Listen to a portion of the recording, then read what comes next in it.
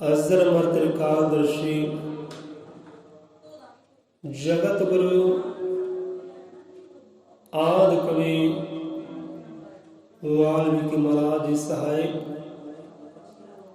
शब्द गुरु महाराज सहाय।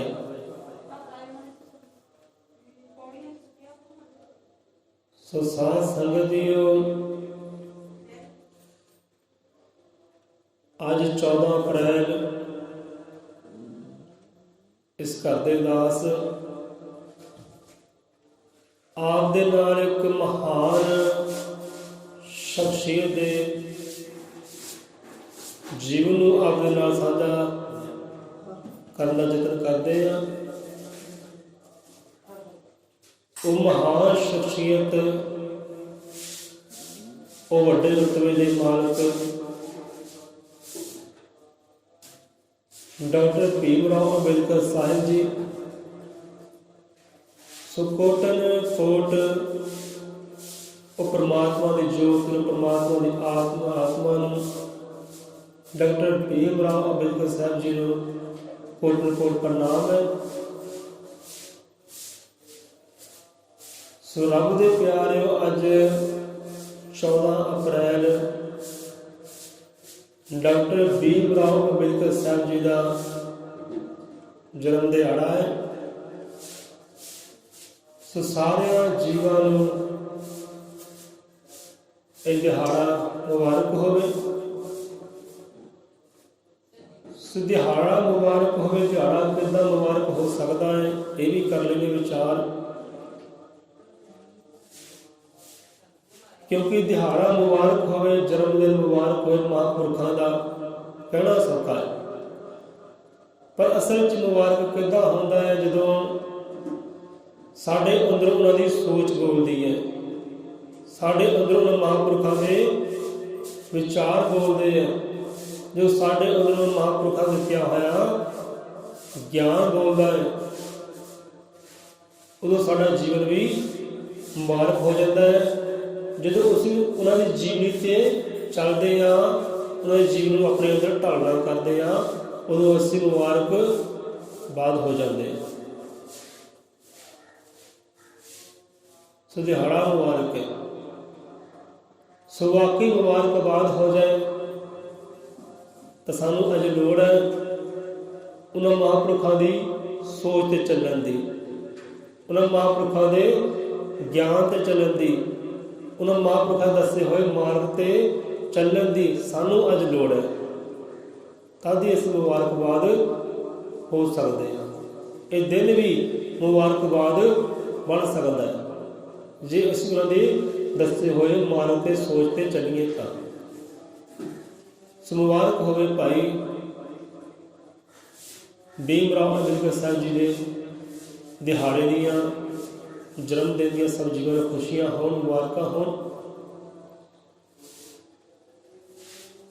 सो बहुत बड़ा उन्होंने रुतबा है संसार के अंदर। उन्होंने वड्डियां की कथा कहानी करनी भी सौखी नहीं है, बंदा नहीं कर सकता, सिर्फ सलाह नहीं कर सकता, क्योंकि एडे वड्डे रुतबे के मालिक है, एडे वड्डे रुतबे के मालिक है। सो आप ज्ञान तो गल शुरू करते हैं। परम पिता परमात्मा जगत गुरु आदि कवि भी ज्ञान बारे विचार दसते हैं, डॉक्टर साहब भीमराव अंबेडकर साहब ने भी ज्ञान की गल की है। उन्होंने कहना किया है कि भाई ਗਿਆਨ ਸ਼ੇਰਨੀ ਦਾ ਉਹ ਦੁੱਧ ਹੈ ਜੋ ਪੀਵੇਗਾ ਉਹ ਗਰਜੇਗਾ। ਭੀਮ ਰਾਓ ਅੰਬੇਦਕਰ ਸਾਹਿਬ ਜੀ ਨੇ ਕਹਿਣਾ ਕੀਤਾ, ਸਮਝਾਉਣਾ ਕੀਤਾ, ਉਹਨੇ ਸੋਚ ਕਿ ਗਿਆਨ ਸ਼ੇਰਨੀ ਦਾ ਉਹ ਦੁੱਧ ਹੈ ਜੋ ਪੀਵੇਗਾ ਉਹ ਗਰਜੇਗਾ, ਉਹ ਗਰਜੇਗਾ। ਆ ਵੀ ਇੱਕ ਪਿਆਰ ਗਰਜਣਾ ਹੀ ਹੈ। ਹੱਕ ਦੀ ਗੱਲ ਕਰਨੀ, ਸੱਚ ਦੀ ਗੱਲ ਕਰਨੀ, ਇਹ ਵੀ ਇੱਕ ਗਰਜਣਾ ਹੀ ਹੈ। ਗਿਆਨ ਦਾ ਛੱਟਾ ਦੇਣਾ, ਸਿੱਖਿਆ ਛੱਟਾ ਦੇਣਾ, ਸੋਝੀ ਦੇਣੀ, ਇਹ ਵੀ ਇੱਕ ਗਰਜਣਾ ਹੀ। ਮੱਤ ਦੇਣੀ, ਇਹ ਵੀ ਇੱਕ ਗਰਜਣਾ ਹੀ ਹੈ। ਹਰ ਕਿਉਂ ਨਹੀਂ ਇਹ ਗਰਜਦਾ? ਦੁੱਧ ਤਾਂ ਪੀਤਾ ਹੈ ਬੱਕਰੀਆਂ ਦਾ, ਭੇਡਾਂ ਦਾ, ਗਊਆਂ ਦਾ, ਮੱਝਾਂ ਦਾ, ਪਰ ਗਿਆਨ ਰੂਪੀ ਦੁੱਧ ਬੰਦੇ ਨੇ ਪੀਣਾ ਕੀਤਾ ਹੀ ਨਹੀਂ। ਜਿਨ੍ਹਾਂ ਨੇ ਗਿਆਨ ਰੂਪੀ ਦੁੱਧ ਨੂੰ ਪੀਣਾ ਕੀਤਾ ਹੈ ਉਹ ਸ਼ੇਰਨੀ ਦਾ ਦੁੱਧ ਹੈ। ਗਿਆਨ ਸ਼ੇਰਨੀ ਦਾ ਦੁੱਧ ਹੈ ਤੇ ਜੋ ਪੀਵੇਗਾ ਉਹ ਗਰਜੇਗਾ, ਆਪਣੇ ਹੱਕ ਵਾਸਤੇ ਗਰਜੇਗਾ, ਸੱਚ ਵਾਸਤੇ ਗਰਜੇਗਾ, ਮਾਣ ਸਨਮਾਨ ਸੰਘਰਸ਼ ਵਾਸਤੇ ਗਰਜੇਗਾ। ਸੋ ਇੱਥੇ ਆਦਿ ਕਵੀ ਜਗਤ ਗੁਰੂ ਵਾਲਮੀਕੀ ਦਇਆਵਾਨ ਜੀ ਉਹੀ ਸਮਝਾਉਣਾ ਕਰਦੇ ਨੇ ਆਪਣੀ ਬਾਣੀ ਅੰਦਰ ਪਿਆਰਿਓ ਕਿ ਸੋਨਾ ਚਾਂਦੀ ਹੀਰੇ ਮੋਤੀਆਂ ਧਨ ਤੋਂ ਜਗੀਰਾਂ ਤੋਂ ਉੱਚਾ ਗਿਆਨ ਹੈ, ਕੀਮਤੀ ਗਿਆਨ ਹੈ। ਕਿ ਸੋਨਾ ਹੋਵੇ, ਚਾਂਦੀ ਹੋਵੇ, ਪੈਸਾ ਹੋਵੇ, ਧਨ ਦੌਲਤਾਂ ਹੋਣ, ਜ਼ਮੀਨਾਂ ਹੋਣ, ਪਰ ਇਹਨਾਂ ਤੋਂ ਉੱਚਾ ਕਿਤੇ ਕੀਮਤੀ ਗਿਆਨ ਹੈ। ਉਹ ਕਿੱਦਾਂ ਕੀਮਤੀ ਗਿਆਨ ਹੈ? ਕਹਿੰਦੇ ਧਨ ਹੋਵੇ, ਦੌਲਤਾਂ ਹੋਵੇ, ਜਗੀਰਾਂ ਹੋਣ, ਤੁਹਾਨੂੰ ਰੱਖਿਆ ਕਰਨੀ ਪੈਂਦੀ ਹੈ ਉਹਨਾਂ ਜਗੀਰਾਂ ਦੀ, ਉਹ ਧਨ ਦੀ ਤੁਹਾਨੂੰ ਰੱਖਿਆ ਕਰਨੀ ਪੈਂਦੀ ਹੈ। ਪਰੇਸ਼ਾਨੀ ਵਿੱਚ ਰਹਿੰਦੇ ਹੋ, ਚਿੰਤਾ ਵਿੱਚ ਰਹਿੰਦੇ ਹੋ, ਕੋਈ ਲੁੱਟ ਕੇ ਨਾ ਲੈ ਜਾਏ। ਜੇ ਲੁੱਟ ਕੇ ਲੈ ਗਿਆ ਤਾਂ ਦੁਖੀ ਪਰੇਸ਼ਾਨ। ਪਰ ਗਿਆਨ ਉਹ ਖਜ਼ਾਨਾ ਹੈ ਕਿ ਜੋ ਤੁਹਾਡੀ ਆਪ ਰੱਖਿਆ ਕਰਦਾ ਹੈ, ਆਪ ਸੰਭਾਲ ਕਰਦਾ ਹੈ, ਤੁਹਾਨੂੰ ਚਿੰਤਾ ਤੋਂ ਮੁਕਤ ਕਰਦਾ ਹੈ, ਦੁੱਖਾਂ ਤੋਂ ਮੁਕਤ ਕਰਦਾ ਹੈ, ਸੰਕਟਾਂ ਤੋਂ ਮੁਕਤ ਕਰਦਾ ਹੈ, ਤੁਹਾਡਾ ਜੀਵਨ ਆਨੰਦਮਈ ਬਣਾ ਦਿੰਦਾ ਹੈ। ਉਹ ਹੈ ਗਿਆਨ।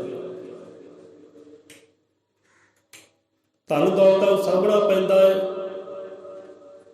ਤੇ ਗਿਆਨ ਪਿਆਰੇ ਤੁਹਾਨੂੰ ਸਾਂਭਦਾ ਹੈ, ਉਹ ਤੁਹਾਡੀ ਰੱਖਿਆ ਕਰਦਾ ਹੈ। ਤੁਸੀਂ ਧਨ ਦੀ ਰੱਖਿਆ ਕਰਦੇ ਹੋ ਤੇ ਗਿਆਨ ਤੁਹਾਡੀ ਰੱਖਿਆ ਕਰਦਾ ਹੈ। ਹਰ ਮੈਦਾਨ ਦੇ ਅੰਦਰ ਗਿਆਨ ਤੁਹਾਡੀ ਰੱਖਿਆ ਕਰਦਾ ਹੈ। ਇਸ ਕਰਕੇ ਪਿਆਰਿਓ ਗਿਆਨ ਕੀਮਤੀ ਹੈ। ਗਿਆਨ ਨੂੰ ਧਾਰਨ ਕਰੋ ਅਤੇ ਗਿਆਨ ਹੀ ਸਾਰੇ ਦੁੱਖਾਂ ਦਾ, ਕਸ਼ਟਾਂ ਦਾ ਮੁਕਤੀ ਦਾਤਾ ਵੀ ਹੈ। ਮੁਕਤ ਚਾਹੁੰਦੇ ਹੋ, ਮੁਕਤੀ ਚਾਹੁੰਦੇ ਹੋ, ਉਹਦੇ ਵਾਸਤੇ ਵੀ ਗਿਆਨ ਹੀ ਹੈ, ਧਨ ਦੌਲਤਾਂ ਨਹੀਂ ਹੈ। ਸੋ ਇਹ ਆਦਿ ਕਵੀ ਜਗਤ ਗੁਰੂ ਵਾਲਮੀਕੀ ਦਇਆਵਾਨ ਜੀ ਸਮਝਾਉਣਾ ਕਰਦੇ, ਭਾਈ ਗਿਆਨ ਕੀਮਤੀ ਹੈ, ਗਿਆਨ ਨੂੰ ਧਾਰਨ ਕਰ। ਗਿਆਨ ਤੇਰੀ ਹਰ ਥਾਂ ਰੱਖਿਆ ਕਰੇਗਾ, ਹਰ ਥਾਂ ਤੇਰੀ ਸੰਭਾਲ ਕਰੇਗਾ। ਸੋ ਗਿਆਨ ਸ਼ੇਰਨੀ ਦਾ ਦੁੱਧ ਹੈ, ਜੋ ਪੀਵੇਗਾ ਉਹ ਗਰਜੇਗਾ। ਇਹ ਭੀਮ ਰਾਓ ਜੀ ਸਮਝਾਉਣਾ ਕਰਦੇ, ਭਾਈ ਗਿਆਨਵਾਨ ਬਣੋ, ਗਿਆਨੀ ਬਣੋ ਤੇ ਗਰਜੋ। ਬੋਲਣਾ ਸਿੱਖੋ, ਬੋਲਣਾ ਨਹੀਂ ਸੁਣਨਾ ਸਿੱਖੋ, ਆਪਣੇ ਹੱਕ ਵਾਸਤੇ ਲੜਨਾ ਸਿੱਖੋ, ਸੰਘਰਸ਼ ਕਰਨਾ ਸਿੱਖੋ, ਗਰਜਣਾ ਸਿੱਖੋ। ਭੀਮ ਰਾਓ ਅੰਬੇਦਕਰ ਸਾਹਿਬ ਜੀ ਜਿਨ੍ਹਾਂ ਦਾ ਜਨਮ 14 ਅਪ੍ਰੈਲ 1891 ਵਿੱਚ ਹੋਇਆ, ਬੜੌਦਾ ਰਿਆਸਤ ਦੀ ਸੌਣੀ ਵਿੱਚ, ਮੋਹਨ ਨਗਰ ਮਹਾਰਾਸ਼ਟਰ, ਜੱਦੀ ਪਿੰਡ ਉਹਨਾਂ ਦਾ ਅਬਾਵੜੇ। ਪਿਤਾ ਪਿਆਰੇ ਰਾਮ ਜੀ ਸਤਪਾਲ, ਮਾਤਾ ਭੀਮਾ ਬਾਈ। ਅਤੇ ਡਾਕਟਰ ਭੀਮ ਰਾਓ ਅੰਬੇਦਕਰ ਸਾਹਿਬ ਜੀ ਜਦੋਂ ਜਨਮ ਹੋਇਆ, ਆਪਾਂ ਪਹਿਲਾਂ ਵੀ ਕਈ ਵਾਰ ਵਿਚਾਰ ਕਰ ਚੁੱਕੇ ਹਾਂ। ਜਦ ਵੀ 14 ਅਪ੍ਰੈਲ ਆਈ ਹੈ, ਕਿਹੋ ਜਿਹਾ ਸਮਾਂ ਸੀ, ਕਿਹੋ ਜਿਹਾ ਹਾਲਾਤ ਸੀ। ਚਾਰੇ ਪਾਸੇ ਅਗਿਆਨਤਾ ਦਾ ਹਨੇਰਾ ਛਾਇਆ ਹੋਇਆ ਸੀ, ਵੰਡ ਵਿਤਕਰੀਆਂ ਦਾ ਹਨੇਰਾ ਸੀ, ਨਫ਼ਰਤ ਦਾ ਹਨੇਰਾ ਸੀ, ਛੂਤ ਛਾਤ ਦਾ ਹਨੇਰਾ ਸੀ, ਊਚ ਨੀਚ ਦਾ ਹਨੇਰਾ ਸੀ, ਸ਼ੂਦਰ ਸਵਰਨ ਦਾ ਹਨੇਰਾ ਸੀ। ਇਹੋ ਜਿਹੇ ਅਗਿਆਨਤਾ ਦੇ ਹਨੇਰੇ ਅੰਦਰ ਭੀਮ ਰਾਓ ਜੀ ਦਾ ਜਨਮ ਹੋਇਆ। ਜਦ ਜਨਮ ਹੋਇਆ, ਪਰਿਵਾਰ ਸਲਾਹ ਕਰਦਾ ਹੈ ਕਿ ਬੱਚੇ ਦਾ ਨਾਮ ਕੀ ਰੱਖਿਆ ਜਾਵੇ, ਕੀ ਰੱਖੀਏ ਨਾਮ। ਸੋ ਪਿਤਾ ਰਾਮ ਜੀ ਸਤਪਾਲ ਕਹਿਣ ਲੱਗੇ ਕਿ ਬੱਚੇ ਦਾ ਨਾਮ ਭੀਮ ਹੋਏਗਾ, ਭੀਮ ਰੱਖਿਆ ਜਾਏਗਾ ਸਭ ਬੱਚੇ ਦਾ ਨਾਮ। ਕਿਉਂਕਿ ਉਹ ਵੇਲਾ ਸੀ ਜਦੋਂ ਭੀਮ ਨੂੰ ਸ਼ਕਤੀ ਦਾ ਪ੍ਰਤੀਕ ਮੰਨਿਆ ਜਾਂਦਾ ਸੀ, ਭੀਮ ਨੂੰ ਇੱਕ ਬਲਵਾਨ ਯੋਧਾ ਮੰਨਿਆ ਜਾਂਦਾ ਸੀ ਕਿ ਭੀਮ ਉਹ ਸ਼ਕਤੀ ਹੈ, ਉਹ ਪਾਵਰ ਹੈ ਜੋ ਇਸ ਹਨੇਰੇ ਨੂੰ ਦੂਰ ਕਰੇਗੀ। ਜਿਨ੍ਹਾਂ ਦੁੱਖਾਂ ਵਿੱਚ ਸਾਡਾ ਸਮਾਜ ਅੱਜ ਡੋਲ ਰਿਹਾ ਹੈ, ਖੜਕ ਰਿਹਾ ਹੈ, ਇਹਨਾਂ ਦੁੱਖਾਂ ਤੋਂ ਇਹ ਭੀਮ ਮੁਕਤ ਕਰੇਗਾ। ਇਹ ਰਾਮ ਜੀ ਸਤਪਾਲ ਕਹਿਣਾ ਕਰਦੇ ਨੇ, ਜੋ ਸੰਕਟ ਜੋ ਵਿਪਤਾ ਅੱਜ ਮੇਰੇ ਸਮਾਜ ਦੇ ਉੱਪਰ ਹੈ, ਜੋ ਗਿਆਨਤਾ ਮੇਰੇ ਸਮਾਜ ਦੇ ਉੱਪਰ ਹੈ, ਜੋ ਦੁੱਖਾਂ ਵਿੱਚ ਮੇਰਾ ਸਮਾਜ ਜੂਝ ਰਿਹਾ ਹੈ, ਉਹਨਾਂ ਦੁੱਖਾਂ ਤੋਂ ਇਹ ਮੁਕਤ ਭੀਮ ਰਾਓ ਕਰੇਗਾ। ਇਹ ਸ਼ਕਤੀ ਦਾ ਪ੍ਰਤੀਕ ਹੈ, ਇਹ ਉਹ ਬਲਵਾਨ ਬਣੇਗਾ, ਵਿਦਵਾਨ ਬਣੇਗਾ ਕਿ ਹਨੇਰੇ ਨੂੰ ਦੂਰ ਕਰੇਗਾ ਤੇ ਸੱਚ ਦਾ ਵਿਦਿਆ ਦਾ ਚਾਨਣ ਕਰੇਗਾ। ਇਹਦਾ ਨਾਮ ਭੀਮ ਰੱਖਣਾ ਹੈ। ਭੀਮ ਸ਼ਕਤੀ ਦਾ ਪ੍ਰਤੀਕ ਮੰਨਿਆ ਗਿਆ। ਹੁਣ ਸ਼ਕਤੀ ਇੱਕ ਪਿਆਰਿਓ ਹੁੰਦੀ ਹੈ ਸਰੀਰਕ ਸ਼ਕਤੀ, ਸਰੀਰਕ ਬਲ, ਇੱਕ ਹੁੰਦਾ ਮਾਨਸਿਕ ਬਲ, ਆਤਮਿਕ ਬਲ। ਹੁਣ ਸਰੀਰਕ ਬਲ ਦੀ ਆਪਣੀ ਹੱਦ ਹੈ। ਹੁਣ ਜੇ ਭੀਮ ਰਾਓ ਜੀ ਦਾ ਜੀਵਨ ਦੇਖੀਏ ਤਾਂ ਬੜਾ ਸੰਘਰਸ਼ਕਾਰੀ ਜੀਵਨ ਹੈ। ਬਚਪਨ ਤੋਂ ਲੈ ਕੇ ਰਹਿੰਦੇ ਸਵਾਸਾਂ ਤੱਕ ਉਹਨਾਂ ਨੇ ਸੰਘਰਸ਼ ਹੀ ਕੀਤਾ। ਇੰਨਾ ਸੰਘਰਸ਼ਕਾਰੀ ਉਹਨਾਂ ਦਾ ਜੀਵਨ ਸੀ ਕਿ ਅੱਜ ਦੇ ਜੀਵਨ ਨੂੰ ਉਹ ਸੰਘਰਸ਼ ਕਰਨਾ ਪਵੇ ਨਾ, ਉਹ ਹਾਰ ਜਾਏਗਾ, ਉਹ ਟੁੱਟ ਜਾਏਗਾ, ਉਹ ਮੌਤ ਮੰਗੇਗਾ, ਆਤਮ ਹੱਤਿਆ ਵੀ ਕਰ ਲਏਗਾ ਕਿ ਮੈਂ ਭਾਈ ਲੱਗਾ ਹੈ ਆਤਮ ਹੱਤਿਆ ਕਰਨ, ਇਹ ਦੁੱਖ ਮੇਰੇ ਤੋਂ ਸਹਿ ਨਹੀਂ ਜਾਂਦੇ, ਇਹ ਤਸੀਹੇ ਮੇਰੇ ਤੋਂ ਸਹੀ ਨਹੀਂ ਜਾਂਦੇ, ਇਹ ਵੰਡ ਵਿਤਕਰੀਆਂ ਮੇਰੇ ਤੋਂ ਸਹੀਆਂ ਨਹੀਂ ਜਾਂਦੀਆਂ। ਉਹ ਤਾਂ ਆਤਮ ਹੱਤਿਆ ਕਰੇਗਾ, ਮੌਤ ਮੰਗੇਗਾ। ਪਰ ਇੱਥੇ ਕਿਹੜੀ ਸ਼ਕਤੀ ਸੀ ਉਹ ਜਿਹੜੀ ਸ਼ਕਤੀ ਨੇ ਇੱਥੇ ਤੱਕ ਉਹਨਾਂ ਨੂੰ ਪਹੁੰਚਾਇਆ, ਵੱਡੇ ਰੁਤਬੇ ਤੱਕ ਪਹੁੰਚਾਇਆ? ਉਹ ਸ਼ਕਤੀ ਸੀ ਮਾਨਸਿਕ ਸ਼ਕਤੀ, ਉਹ ਸ਼ਕਤੀ ਸੀ ਆਤਮਿਕ ਸ਼ਕਤੀ ਜੋ ਹਰ ਇੱਕ ਦੇ ਅੰਦਰ ਨਹੀਂ ਹੁੰਦੀ।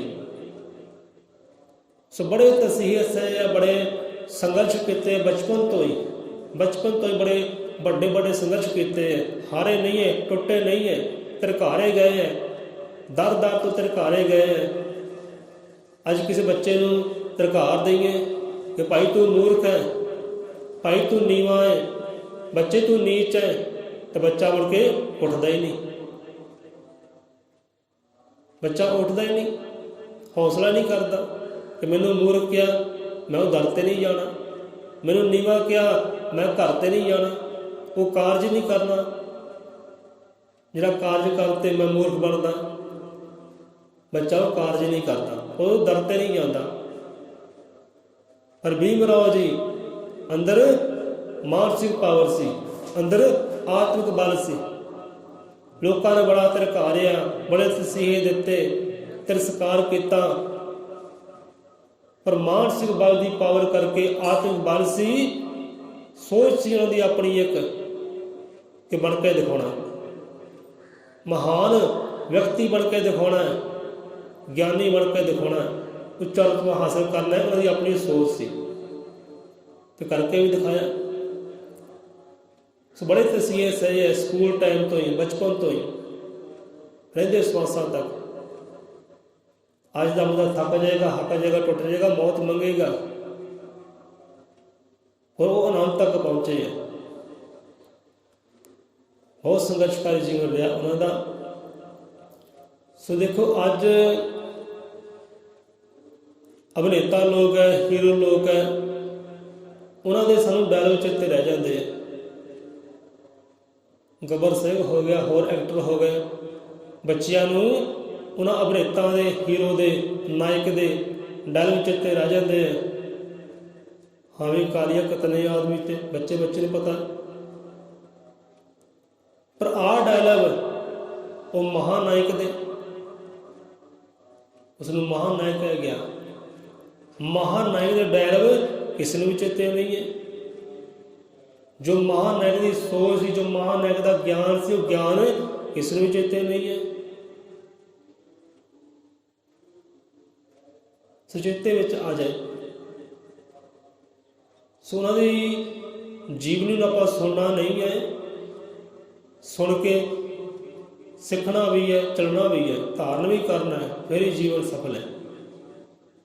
ਸੋ ਮਹਾਨਾਇਕ ਹੈ, ਉਹਨਾਂ ਸ਼ਬਦ ਹੈ, ਸਮਝਾਉਣਾ ਹੈ। ਗਿਆਨ ਸ਼ੇਰਨੀ ਦਾ ਦੁੱਧ ਹੈ, ਜੋ ਪੀਵੇਗਾ ਉਹ ਗਰਜੇਗਾ। ਕਿ ਭਾਈ ਤੁਸੀਂ ਗਿਆਨੀ ਬਣੋ, ਗਿਆਨੀ ਬਣੋ, ਗਿਆਨ ਧਾਰਨ ਕਰੋ ਤੇ ਹੱਕ ਸੱਚ ਲਈ ਲੜਨਾ ਸਿੱਖੋ, ਸੰਘਰਸ਼ ਕਰਨਾ ਸਿੱਖੋ। ਹੁਣ ਦੇਖੋ ਭਾਈ, ਆਪਣੀ ਆਪਣੀ ਸੋਚ ਹੈ। ਹੁਣ ਇੱਕ ਹੁੰਦਾ ਅੰਮ੍ਰਿਤ, ਉਹ ਵੀ ਕਿਤੇ ਅੰਮ੍ਰਿਤ ਤੋਂ ਘੱਟ ਨਹੀਂ ਸਨ, ਅੱਜ ਵੀ ਹੈ। ਅੱਜ ਵੀ ਸੰਸਾਰ ਦੇ ਅੰਦਰ ਹੀ, ਆਪਣੇ ਸੰਵਿਧਾਨ ਦੇ ਅੰਦਰ ਹੀ ਹੈ। ਹੁਣ ਅੰਮ੍ਰਿਤ ਹੁੰਦਾ, ਅੰਮ੍ਰਿਤ ਦੀ ਇੱਕ ਬੂੰਦ ਕਾਫੀ ਹੁੰਦੀ ਹੈ। ਇਹ ਨਹੀਂ ਕਿ ਵੱਡਾ ਸਾਗਰ ਹੋਵੇ, ਵੱਡਾ ਭਾਂਡਾ ਹੋਵੇ ਅੰਮ੍ਰਿਤ ਦਾ, ਫਿਰ ਗ੍ਰਹਿਣ ਕੀਤਾ ਜਾਵੇ, ਉਹ ਜ਼ਿੰਦਗੀ ਬਦਲੇਗਾ, ਨਿਖਾਰੇਗਾ ਜੀਵਨ ਨੂੰ। ਤਾਂ ਜ਼ਿੰਦਗੀ ਨੂੰ ਨਿਖਾਰਨ ਵਾਸਤੇ, ਜ਼ਿੰਦਗੀ ਨੂੰ ਸਵਾਰਨ ਵਾਸਤੇ ਪਿਆਰੇ ਅੰਮ੍ਰਿਤ ਦੀ ਇੱਕ ਬੂੰਦ ਹੀ ਕਾਫੀ ਹੈ। ਜੇ ਕਿਸੇ ਜੀਵਨ ਨੂੰ ਤਬਾਹ ਕਰਨਾ ਹੋਵੇ ਤਾਂ ਜੀਵਨ ਨੂੰ ਤਬਾਹ ਕਰਨ ਵਾਸਤੇ ਜ਼ਹਿਰ ਦੀ ਇੱਕ ਬੂੰਦ ਹੀ ਕਾਫੀ ਹੈ, ਵੱਡੇ ਪਿਆਲੇ ਪੀਣ ਦੀ ਲੋੜ ਨਹੀਂ ਹੈ। ਜੀਵਨ ਨੂੰ ਵਿਗਾੜਨਾ ਹੋਵੇ ਤਾਂ ਜ਼ਹਿਰ ਦੀ ਇੱਕ ਬੂੰਦ ਕਾਫੀ ਹੈ, ਜੇ ਨਿਖਾਰਨਾ ਹੋਵੇ ਤਾਂ ਅੰਮ੍ਰਿਤ ਦੀ ਇੱਕ ਬੂੰਦ ਹੀ ਨਿਖਾਰਨ ਵਾਸਤੇ, ਸਵਾਰਨ ਵਾਸਤੇ ਕਾਫੀ ਹੈ। ਆਹ ਜੋ ਗਿਆਨ ਸਾਂਝਾ ਕਰਾਂਗੇ ਆਪਦੇ ਨਾਲ, ਇਹ ਭੀਮ ਰਾਓ ਅੰਬੇਦਕਰ ਸਾਹਿਬ ਜੀ ਦੀ ਅੰਮ੍ਰਿਤ ਦੀਆਂ ਬੂੰਦਾਂ ਹੀ ਹੈ। ਇਹ ਅੰਮ੍ਰਿਤ ਦੀਆਂ ਬੂੰਦਾਂ ਹੀ ਹੈ। ਜਿਹਨੇ ਧਾਰਨ ਕਰ ਲਈਆਂ, ਉਹਦਾ ਜੀਵਨ ਸਵਰ ਜਾਏਗਾ, ਨਿਖਰ ਜਾਏਗਾ, ਉਹ ਗਰਜੇਗਾ, ਭੀਮ ਰਾਓ ਦੀ ਤਰ੍ਹਾਂ ਗਰਜੇਗਾ। ਬਚਪਨ ਵਿੱਚ ਉਹ ਹੱਕ ਲਈ, ਸੱਚ ਲਈ ਗਰਜੇ ਹੈ, ਖੌਫ ਵਿੱਚ ਨਹੀਂ ਰਹੇ, ਡਰੇ ਨਹੀਂ ਕਿਸੇ ਤੋਂ। ਨਹੀਂ ਤਾਂ ਉਸ ਵੇਲੇ ਖੌਫ ਬਹੁਤ ਸੀ, ਡਰ ਬਹੁਤ ਸੀ, ਤਸੀਹੇ ਬਹੁਤ ਸੀ। ਬੇਖੌਫ ਰਹੇ ਆ ਤੇ ਗਰਜੇ ਆ, ਆਪਣੇ ਹੱਕ ਸੱਚ ਵਾਸਤੇ ਗਰਜੇ ਆ। ਜੇ ਆਪਾਂ ਸਮਾਂ ਸਾਂਝਾ ਕਰੀਏ ਤਾਂ ਕਈਆਂ ਨੇ ਕਹਿਣਾ ਭਾਈ ਇਹ ਤਾਂ ਮਨ ਕਰਤ ਕਹਾਣੀਆਂ ਕਰਦਾ, ਇੱਦਾਂ ਹੋ ਹੀ ਨਹੀਂ ਸਕਦਾ। ਜਿਹਨਾਂ ਨਾਲ ਬੀਤੀਆਂ ਇਤਿਹਾਸ ਦੇ ਪੰਨੇ ਦੱਸਦੇ ਹੈ, ਉਹ ਇਤਿਹਾਸ ਦੀਆਂ ਜੋ ਫੋਟੋਆਂ, ਤਸਵੀਰਾਂ ਉਹ ਦੱਸਦੀਆਂ। ਸੋ ਵਿਦਿਆ ਵਾਸਤੇ ਬੜਾ ਸੰਘਰਸ਼ ਕੀਤਾ ਹੈ। ਸਮਾਂ ਸੀ ਵਿਦਿਆ ਪੜ੍ਹਨ ਦਾ ਹੱਕ ਨਹੀਂ ਸੀ, ਜਾਤੀਆਂ ਸੀ, ਗੋਤਾਂ ਸੀ, ਊਚ ਨੀਚ ਸੀ, ਵਰਨ ਸੀ। ਇਹਨਾਂ ਲੋਕਾਂ ਨੂੰ ਪੜ੍ਹਨ ਦਾ ਹੱਕ ਨਹੀਂ ਹੈ ਭਾਈ, ਪੜ੍ਹਾਈ ਨਹੀਂ ਸੀ ਹੁੰਦੀ। ਸਾਡਾ ਸਮਾਜ ਪੜ੍ਹ ਸਕਦਾ ਹੀ ਨਹੀਂ ਸੀ, ਅੱਖਰ ਵੇਖ ਸਕਦਾ ਨਹੀਂ ਸੀ, ਨਾ ਕੋਈ ਬਾਣੀ ਦੇ ਸ਼ਲੋਕਾਂ ਦੇ ਸ਼ਬਦ ਸੁਣ ਸਕਦਾ ਸੀ, ਨਾ ਪੜ੍ਹ ਸਕਦਾ ਸੀ। ਜੇ ਸੁਣਦਾ ਸੀ ਤਾਂ ਕੰਨਾਂ 'ਚ ਸਿੱਕੇ ਢਾਲ ਕੇ ਪਾਏ ਜਾਂਦੇ ਸੀ। ਜੇ ਕੋਈ ਬਾਣੀ ਦੇ, ਵਿਦਿਆ ਦੇ ਸ਼ਬਦ ਬੋਲਦਾ ਸੀ ਤਾਂ ਜੀਭ ਕੱਟੀ ਜਾਂਦੀ ਸੀ। ਜੇ ਕੋਈ ਹੱਕ ਸੱਚ ਲੜਦਾ ਸੀ ਤੇ ਗਿੱਟੇ ਗੋਡੇ ਵੱਢੇ ਜਾਂਦੇ ਸੀ। ਬਹੁਤ ਇਹੋ ਦਰਦਨਾਕ ਕਹਾਣੀਆਂ ਨੇ, ਇਹੋ ਜਿਹਾ ਸਮਾਂ ਸੀ। ਪਰ ਉਸ ਵੇਲੇ ਭੀਮ ਰਾਓ ਦੇ ਪਿਤਾ ਜੀ ਰਾਮ ਜੀ ਸਤਪਾਲ, ਅੰਗਰੇਜ਼ਾਂ ਦਾ ਰਾਜ ਸੀ, ਅੰਗਰੇਜ਼ਾਂ ਦੀ ਆਪਣੀ ਹਕੂਮਤ ਸੀ ਭਾਰਤ ਅੰਦਰ, ਅਤੇ ਉਹ ਫੌਜ ਵਿੱਚ ਸੀ, ਅੰਗਰੇਜ਼ਾਂ ਦੀ ਫੌਜ 'ਚ ਭਰਤੀ ਸਨ। ਰਾਮ ਜੀ ਸਤਪਾਲ ਸੂਬੇਦਾਰ ਸੀ ਪਲਟਨ ਦੇ। ਪਲਟਨ ਦੇ ਸੂਬੇਦਾਰ ਹੋਣ ਦੇ ਕਾਰਨ ਅਫਸਰਾਂ ਦੀ ਸਲਾਹ ਦੇ ਨਾਲ, ਅਫਸਰਾਂ ਦੇ ਹੁਕਮ ਦੇ ਨਾਲ ਉਹਨਾਂ ਨੂੰ ਸਕੂਲ ਵਿੱਚ ਦਾਖਲਾ ਮਿਲ ਗਿਆ। ਅੰਗਰੇਜ਼ੀ ਹੁਕੂਮਤ ਦੀ ਸਲਾਹ ਦੇ ਨਾਲ, ਹੁਕਮ ਦੇ ਨਾਲ ਸਕੂਲ ਵਿੱਚ ਦਾਖਲਾ ਮਿਲ ਗਿਆ। ਦਾਖਲ ਤਾਂ ਹੋ ਗਏ, 3 ਭਰਾ ਸਨ, 3 ਭਰਾ ਦਾਖਲ ਹੋ ਗਏ। ਆਨੰਦ भीम राव बाला जी, ਤਿੰਨੇ ਸਕੂਲ ਦੇ ਅੰਦਰ ਦਾਖਲ ਹੋ ਗਏ। ਲੜਕੀਆਂ ਵੀ ਸਨ, ਭੈਣਾਂ ਵੀ ਸਨ, ਪਰ ਭੈਣਾਂ ਨੂੰ ਲੜਕਿਆਂ ਨੂੰ ਪੜ੍ਹਨ ਦਾ ਹੱਕ ਬਿਲਕੁਲ ਵੀ ਨਹੀਂ ਸੀ। ਲੜਕੀਆਂ ਨੂੰ ਉਸ ਵੇਲੇ ਪੜ੍ਹਨ ਦਾ ਹੱਕ ਨਹੀਂ ਸੀ। ਲੜਕੀਆਂ ਨਹੀਂ ਸੀ ਪੜ੍ਹਦੀਆਂ, ਲੜਕੇ ਪੜ੍ਹਦੇ ਸਨ। ਬਸ ਬੰਦਾ ਪੜ੍ਹਦਾ ਸੀ, ਬੰਦਾ ਹੀ ਗਿਆਨ ਦੀਆਂ ਗੱਲਾਂ ਕਰਦਾ ਸੀ। ਲੜਕੀਆਂ ਵੀ ਗਿਆਨ ਦੀਆਂ ਗੱਲਾਂ ਨਹੀਂ ਸੀ ਕਰ ਸਕਦੀਆਂ। ਉਹ ਸਮਾਂ ਇਹੋ ਜਿਹਾ ਸੀ। ਸੋ ਤਿੰਨੇ ਭਰਾ ਪੜ੍ਹਨ ਗਏ, ਦਾਖਲਾ ਮਿਲ ਗਿਆ, ਪਰ ਕਲਾਸ ਦੇ ਅੰਦਰ ਜਾਣ ਦਾ ਆਗਿਆ ਨਹੀਂ ਮਿਲੀ। ਜਿੱਥੇ ਦੂਸਰੇ ਬੱਚੇ ਜਿਹੜੇ ਕਹਿੰਦੇ ਸੀ ਉੱਚੀ ਕੁਲ ਦੇ ਆ, ਉੱਚੇ ਧਰਮ ਦੇ ਆ, ਜਿੱਥੇ ਉਹ ਚੱਪਲਾਂ ਲਾਉਂਦੇ ਸਨ, ਉੱਥੇ ਬੈਠਣ ਦੀ ਆਗਿਆ ਮਿਲੀ। ਤੁਸੀਂ ਇੱਥੇ ਬੈਠੋ, ਕਲਾਸ ਦੇ ਅੰਦਰ, ਜਮਾਤ ਦੇ ਅੰਦਰ ਨਹੀਂ ਬਹਿਣਾ, ਕਮਰੇ ਅੰਦਰ ਨਹੀਂ ਬਹਿਣਾ। ਪਰ ਉੱਥੇ ਵੀ ਸੰਘਰਸ਼ ਕੀਤਾ। ਬਚਪਨ ਅੰਦਰ 5 ਸਾਲ ਦੀ ਉਮਰ ਅੰਦਰ ਸੰਘਰਸ਼ ਕੀਤਾ ਕਿ ਨਹੀਂ, ਅਸੀਂ ਅੰਦਰ ਬੈਠਾਂਗੇ। ਹੋਰ ਸੰਘਰਸ਼ ਕੀਤਾ ਤੇ ਚਲੋ ਅੰਦਰ ਐਂਟਰੀ ਵੀ ਹੋ ਗਈ। ਅੰਦਰ ਐਂਟਰੀ ਹੋ ਗਈ, ਪਰ ਅੰਦਰ ਵੀ ਇੱਕ ਕੋਨਾ ਮਿਲਿਆ। ਇੱਕ ਕੋਨਾ ਬੱਚਿਆਂ 'ਚ ਬੈਠਣਾ ਨਹੀਂ ਮਿਲਿਆ, ਇੱਕ ਵੱਖਰਾ ਕੋਨਾ ਮਿਲਿਆ ਸਭ ਤੋਂ ਪਿੱਛੇ। ਆਪਣੇ ਘਰੋਂ ਬੋਰੀ ਲੈ ਕੇ ਜਾਣੀ, ਉੱਥੇ ਬਹਿਣਾ ਤੇ ਸਭ ਤੋਂ ਪਿੱਛੇ ਕੋਨੇ 'ਤੇ ਬਹਿਣਾ। ਉਸ ਵਿੱਚ ਜੋ ਉਸ ਵੇਲੇ ਦੇ ਮਾਪੇ ਸੀ ਉੱਚੀ ਕੁਲ ਦੇ, ਬੱਚਿਆਂ ਅੰਦਰ ਇਹੋ ਜਿਹੇ ਭਰਮ ਪਾਏ ਹੋਏ ਸੀ। ਬੱਚੇ ਤਾਂ ਭਰਮਾਂ ਅੰਦਰ ਸੀ। ਉਸ ਵੇਲੇ ਜਿਹੜੇ ਟੀਚਰ ਸੀ, ਗਿਆਨ ਦੇ ਦਾਤੇ ਸੀ, ਉਹ ਉਸ ਤੋਂ ਵੀ ਵੱਡੇ ਅਗਿਆਨੀ ਸਨ। ਉਹਨਾਂ ਦਾ ਜ਼ਿਆਦਾ ਭੇਦਭਾਵ ਸੀ। ਸਕੂਲ 'ਚ ਪਾਣੀ ਪੀਣ ਦਾ ਹੱਕ ਨਹੀਂ ਸੀ।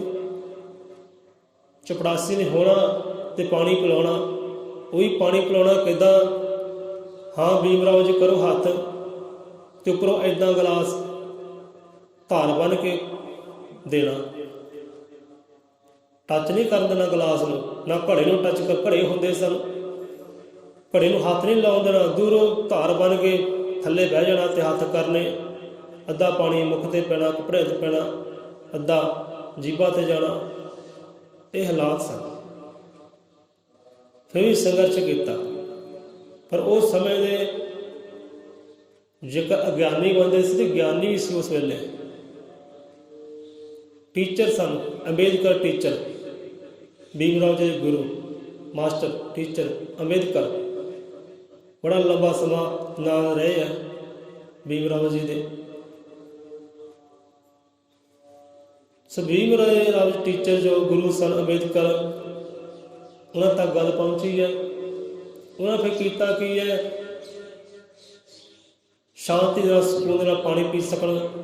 ਇੱਕ ਬਾਂਸ ਲਿਆ ਹੈ, ਬਾਂਸ ਨੂੰ ਗੱਭੇ ਵਿੱਚ ਚੀਰਿਆ, ਉਹਦੀ ਬਣਾਈ ਇੱਕ ਨਾਲੀ, ਪੈਪ ਬਣਾਇਆ, ਤੇ ਢਕਾ ਦਿੱਤਾ ਹੈ ਲੱਕੜ ਦੇ ਉੱਪਰ। ਹੁਣ ਚਪੜਾਸੀ ਨੇ ਕੀ ਕਰਨਾ ਹੈ, ਇੱਕ ਕੋਨੇ ਤੋਂ ਬਾਂਸ ਦੇ ਵਿੱਚ ਪਾਣੀ ਪਾਉਣਾ ਹੈ, ਦੂਜੇ ਕੋਨੇ 'ਤੇ ਭੀਮ ਰਾਓ ਨੇ ਤਿੰਨਾਂ ਭਰਾਵਾਂ ਨੇ ਬਹਿ ਜਾਣਾ ਹੈ, ਉੱਥੋਂ ਵੀ ਪਾਣੀ ਪੀਣਾ।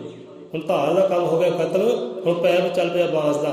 ਇੱਕ ਪਾਸੇ ਚਪੜਾਸੀ ਨੇ ਪਾਣੀ ਪਾਉਣਾ ਬਾਂਸ ਦੇ ਵਿੱਚ, ਤੇ ਦੂਜੇ ਪਾਸੇ ਨੀਵੇਂ ਹੋ ਕੇ ਬਹਿ ਕੇ ਉਹ ਪੈਪ ਵਿੱਚ ਪਾਣੀ ਪੀਣਾ। ਇਹੋ ਜਿਹੇ ਦੁੱਖ ਦੇਖੇ, ਇਹੋ ਜਿਹੇ ਤਸੀਹੇ ਦੇਖੇ, ਪਰ ਪੜ੍ਹਨਾ ਨਹੀਂ ਛੱਡਿਆ। ਪੜ੍ਹਾਈ ਨਹੀਂ ਛੱਡੀ, ਪੜ੍ਹੇ ਆ।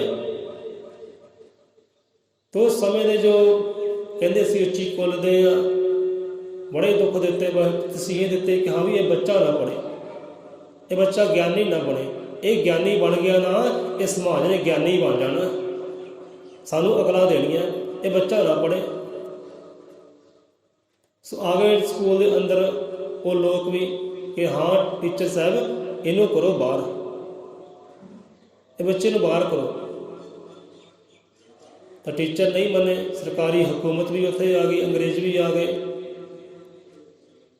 ਤਾਂ ਉਸ ਵੇਲੇ ਇਹ ਫੈਸਲੇ ਹੋਏ ਕਿ ਜਿਹੜੀ ਕਲਾਸ 'ਚ ਭੀਮ ਰਾਓ ਪੜ੍ਹਦੇ ਸਨ, ਕਹਿੰਦੇ ਇਹਨਾਂ ਤੋਂ 5 ਸਵਾਲ ਪੁੱਛਾਂਗੇ। ਜਿਹੜੀ ਕਿਤਾਬ ਪੜ੍ਹਦੇ ਆ ਨਾ, ਕਿਤਾਬ ਵਿੱਚ 5 ਸਵਾਲ ਪੁੱਛਾਂਗੇ। ਜੇ ਸਹੀ ਉੱਤਰ ਦਿੱਤੇ ਤਾਂ ਸਹੀ ਹੈ, ਸਕੂਲ 'ਚ ਅੰਦਰ ਰਹਿਣਗੇ। ਜੇ ਸਵਾਲ ਗਲਤ ਹੋਏ ਤਾਂ ਸਕੂਲ ਤੋਂ ਬਾਹਰ ਜਾਣਗੇ। ਤਿੰਨੇ ਹੀ ਪੜ੍ਹਾਈ। ਹੁਣ ਦੇਖੋ ਉਹਨਾਂ ਲੋਕਾਂ ਨੇ ਕੀਤਾ ਕਿ ਜਿਹੜੀ ਕਲਾਸ ਪੜ੍ਹਦੇ ਸੀ, ਉਹ ਕਲਾਸ ਦੀ ਕਿਤਾਬ ਨਹੀਂ ਲਈ, ਉਸ ਤੋਂ ਅਗਲੀ ਕਲਾਸ ਦੀ ਕਿਤਾਬ ਪੜ੍ਹੀ, ਜਿਹੜੀ ਕਲਾਸ ਵਿੱਚ ਪੜ੍ਹਦੇ ਹੀ ਨਹੀਂ ਸੀ। ਜਿਹੜੀ ਕਲਾਸ 'ਚ ਪੜ੍ਹਦੇ ਨਹੀਂ, ਉਹ ਕਲਾਸ ਦੀ ਬੁੱਕ ਲਈ, ਕਿਤਾਬ ਲਈ, ਤੇ ਉਹਦੇ ਵਿੱਚੋਂ ਸਵਾਲ ਕਰਨ ਲੱਗੇ। ਜੋ ਗੁਰੂ ਸੀ, ਟੀਚਰ ਸੀ, ਉਹਨੂੰ ਕਹਿਣਾ ਕੀਤਾ ਨਹੀਂ ਭਾਈ ਇਹ ਤਾਂ ਕਲਾਸ 'ਚ ਪੜ੍ਹਦਾ ਹੀ ਨਹੀਂ, ਇਹ ਤਾਂ ਕਿਤਾਬ ਇਹਨੇ ਪੜ੍ਹੀ ਨਹੀਂ, ਅਤੇ ਸਵਾਲ ਦੇ ਜਵਾਬ ਕਿੱਦਾਂ ਦਿਓਗੇ? ਤੁਸੀਂ ਇੱਦਾਂ ਨਾ ਕਰੋ, ਇੰਨਾ ਅਤਿਆਚਾਰ ਨਾ ਕਰੋ। ਅੰਬੇਦਕਰ ਨੇ ਕਹਿਣਾ ਕੀਤਾ, ਟੀਚਰ ਨੇ ਨਹੀਂ ਮੰਨੇ, ਨਹੀਂ ਸਵਾਲ ਕਰਨੇ ਇੱਥੋਂ ਹੀ ਕਰਨੇ ਅਤੇ ਜਵਾਬ ਦੇਵੇ। ਸੋ ਭੀਮ ਰਾਓ ਜੀ ਸਹਿਮਤ ਹੋਏ। ਹੁਣ ਸਵਾਲ ਦੇਣ ਲੱਗੇ, ਜਵਾਬ ਦੇਣ ਲੱਗੇ, ਸਵਾਲ ਜਵਾਬ ਹੋਏ। ਸਵਾਲ ਪੁੱਛੇ, 5 ਦਾ ਜ਼ਿਕਰ ਹੋਇਆ ਅਤੇ 15 ਪੁੱਛੇ ਗਏ।